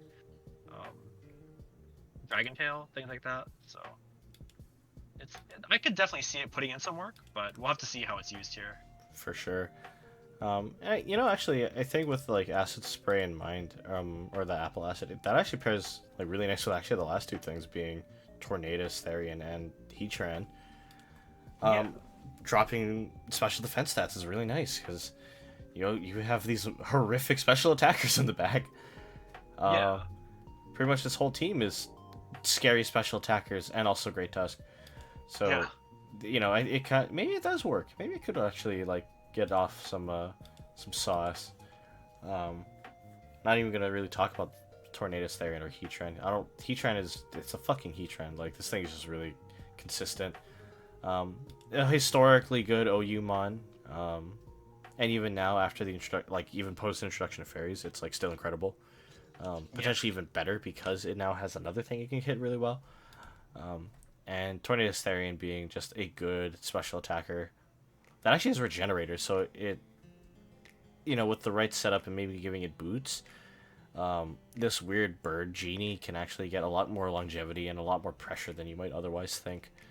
Yeah, one thing I want to touch on regarding Blue Black's draft actually is his regenerator core. He's got the Tornadus and the Galarian Slowking in this battle, and it's not in this battle, but he's also got the Hydrapple in the draft. So he's got like a super strong like pivoting regenerator core that can really be annoying if teams are not prepared for it. Oh yeah, definitely. Then, being able to kind of play that longer pivot-based game might actually be really critical for him, depending on his matchups. But we'll see if he navigates it well this one. Here we go. Here are the leads here. We got Great Tusk. Fuck tree, okay. Versus the Hisuian Gudra. Pivoting straight into Blissey here, as the Blissey eats that Headlong Rush actually decently well. 59%. Heals off a little bit. And there's a Rapid Spin. I don't know what that's for, but there's a Soft Boil to heal it almost back up to full. And with the leftovers back to 86, not too bad. And there's a Stealth Rock and a Flamethrower. Okay. Interesting choice for the Flamethrower on this Blissey. I guess maybe to try to roll the Burn, I guess so. but Blissey's staying in against this Great Tusk is a little bit questionable. I think it was a little more questionable that instead of Rapid Spin, Blue Black just didn't click Earthquake or Close Combat. Yeah, that too. But it switches out for that Heatran as it takes the Flower Trick from Meowscarada and it gets its balloon popped, as the knockoff actually comes out after knowing the balloon was popped, which is a little unusual. Heatran missing that Magma Storm, which is really nice, as Meowscarada does get that U-turn off, I think straight into the Gudra. Not too bad, but you take those fire hits neutrally now, but you're also a Gudra, you're fat as hell. Yeah, especially defensive Gudra, just it's not gonna die. Yeah, even the crit only does 40%. That's ridiculous to be And honest. actually KOs it back with its own Earthquake, which is really funny to me. Yeah. Here comes Galarian Slow King. Takes that Earthquake actually decently well here. Pretty well, yeah. 31%, it's at Generate that 69, nice. And here's the wild card. I wasn't prepared for the mixed Gudra. There's the Draco Meteor, bringing it all the way down to 11, but that's more like 40 after a generator. Yeah. And here comes back in that Great Tusk. Goes for the Rapid Spin. I don't know why, but okay. There's an Earthquake. Doesn't do very much damage, and it actually goes down to the Future Sight. Oh, no, it doesn't. I was wrong. I thought it would. Oh, well. Yeah, barely lives the Future Sight. I do actually like the Rapid Spin there. I mean, you know that this Gudra can't really threaten you now that it's at half special attack. That's so true. getting a turn to become faster than the Smearth is pretty good. That's actually a fair point, and I think it's at this point when now that you're double speed, you can just take the game home potentially, because not a lot of things are gonna like taking a close combat from this thing. Yeah, I mean, you've got close combat and headlong, which covers basically the entire team. Yeah. In some form or another. The only thing that can even potentially live is Gardevoir here. Mm-hmm. So here comes Gardevoir. Sen. Actually, we're also not a physically defensive mon. Right. Yeah. And Incineroar comes out here, actually goes for the fake out, smelling a little bit like fucking VGC, you stupid goddamn cat. Goes down to the close combat, thankfully. Fuck you. And here comes that Gardevoir, the hero Gardevoir, the last thing in the in the team here. It lives this headlong rush actually. It does survive due to the -1, so and that's something. There's the moon, and this thing's like -4. So yeah, you kill like 6. Here comes Iron Bundle. This should be a done deal here. The Scarf is actually crazy, and so maybe not a done deal yet. Okay, maybe this is a game. I don't know, man. There's a Tornadus in the back. There's a Glow King. I don't think those are gonna die that easily. Yeah. Unless he keeps doing this, I guess. Well, yeah, okay. Maybe he gives away his entire. Okay. There's another Moonblast. That's a lot of damage. If this misses, okay, there's just a knockoff. Okay. Sure. Okay. Yeah. Okay. So. Well, that was a very silly ending. I don't even want to. If the bundle died to the Rogue Moonblast because you didn't hit Ice Beam or Freeze Dry. I wonder if that's a roll actually. At the percentage it was at, no shot. It's at 22.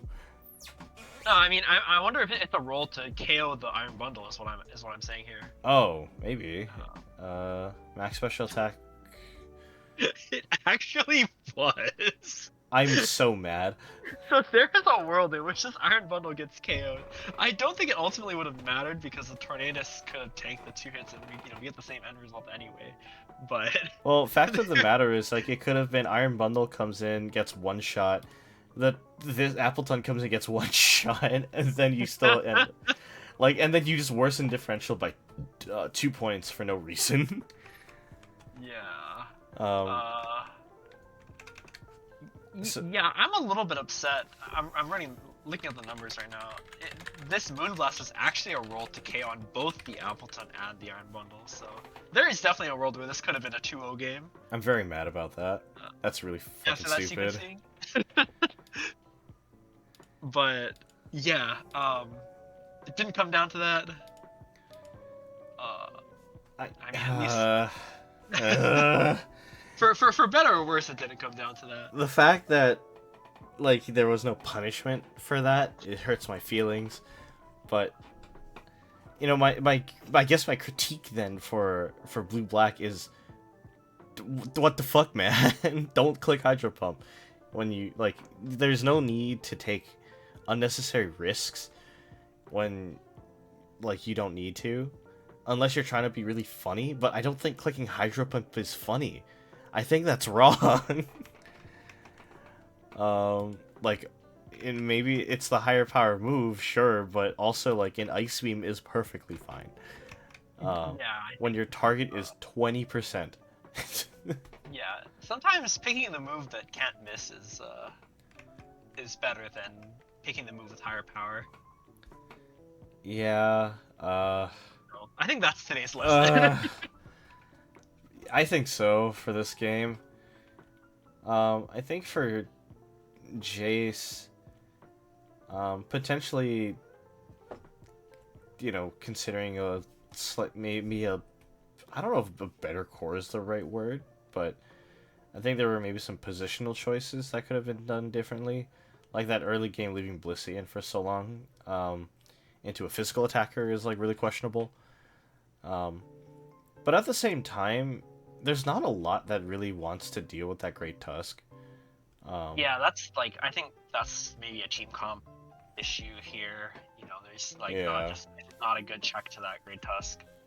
So maybe not respecting the Tusk as much as he should, perhaps. Mhm. Maybe thinking that the Gardevoir could just pick up the KO, or that Masquerada could just pick up the KO. Yeah, potentially. I think maybe that's the take home for Jace is just maybe look a little bit closer at your typings.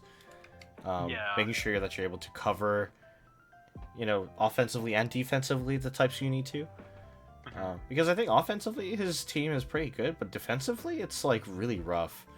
Not having a thing to take the Great Tusk is really like really unfortunate. Yeah, not having a flying type here or like a levitate mon to absorb the Tusk is a little bit rough. Yeah, that would have been a little bit better for sure. But all in all, I think this is a good start potentially for Blue-Black season. He had it kind of rough last season, and actually so did Jay. So it'll be really cool to see if maybe this is the start of something beautiful for both players. I'm hoping Jace can bounce back. Yeah, definitely. I'm definitely looking forward to see how Blue-Black performs in the rest of the season. I don't know if he's clicking Hydro Pump when he doesn't need to. I hope he loses next game, but that's just me. Well, I mean, yeah, if he doesn't learn his lesson, then that's you can't really back that up. Yeah, But, that's a skill issue. Hopefully he learns for the next one. Hopefully, We'll find out the hard way. Yeah, that concludes the second day of reviews. We'll be doing more of these throughout the season, assuming games all get played by a certain day, but I'll be trying to fit these in as often as I can, and we'll take a look here before I cut off the stream. We'll look at the leaderboards, or at least the standings, to kind of see where things are at. We got some big placements for a couple people. JC and newcomer Sirag actually going 6-0 in their respective divisions is insane. Yeah. And everyone's got a 4-0 and a couple 3s. So I think Kalos is maybe a little bit tighter of a race, with more +2 or +1 victories. Yeah, a few as closer opposed games in the to, Kalos division. As opposed to Unova having kind of a little bit more on paper wider margin games, but Yeah. these are mostly deceptive. Yeah, like we mentioned, a lot of these 3-0s and even like the 4-0s are pretty close, or closer than they appear numerically, at least, right? Absolutely. So, yeah, definitely a very exciting start to the season. We saw some cool things, I think, from pretty much everybody. I mean, maybe besides the players that got 6-0, didn't really have a chance to show off as much. Yeah. But, everyone's bringing the tech already, and it's the first week of games. So yeah, so if this is what we're getting out of the first week, I am excited as fuck to see what comes out in the next few. Yeah, for sure. It is a good sign. But with that, I'm gonna go close out the stream. Unpaid admins, you say bye right now. Okay, bye. Thanks for watching. Yeehaw. Subscribe. Yeehaw. Alright, chat. Thanks so much for hanging out tonight, guys. I really do appreciate it. And says thank you for hanging out for 3 hours or something. Kind of insane that you're up super late. But you guys can keep an eye out for these streams. And if you don't watch the streams, that's okay. All VODs are uploaded to YouTube for documenting purposes and later watching. So Yeah, I don't know. I don't got a whole lot today. Really tired. I want to play Elden Ring, so thanks so much, guys. Really appreciate it. If you're not already, hit that follow button. It helps me, triggers my dopamine, because I don't get that activation very much when I work. Yeah, I hope to see you guys in the next one, probably next week for week 2 stuff. So, we'll see you later.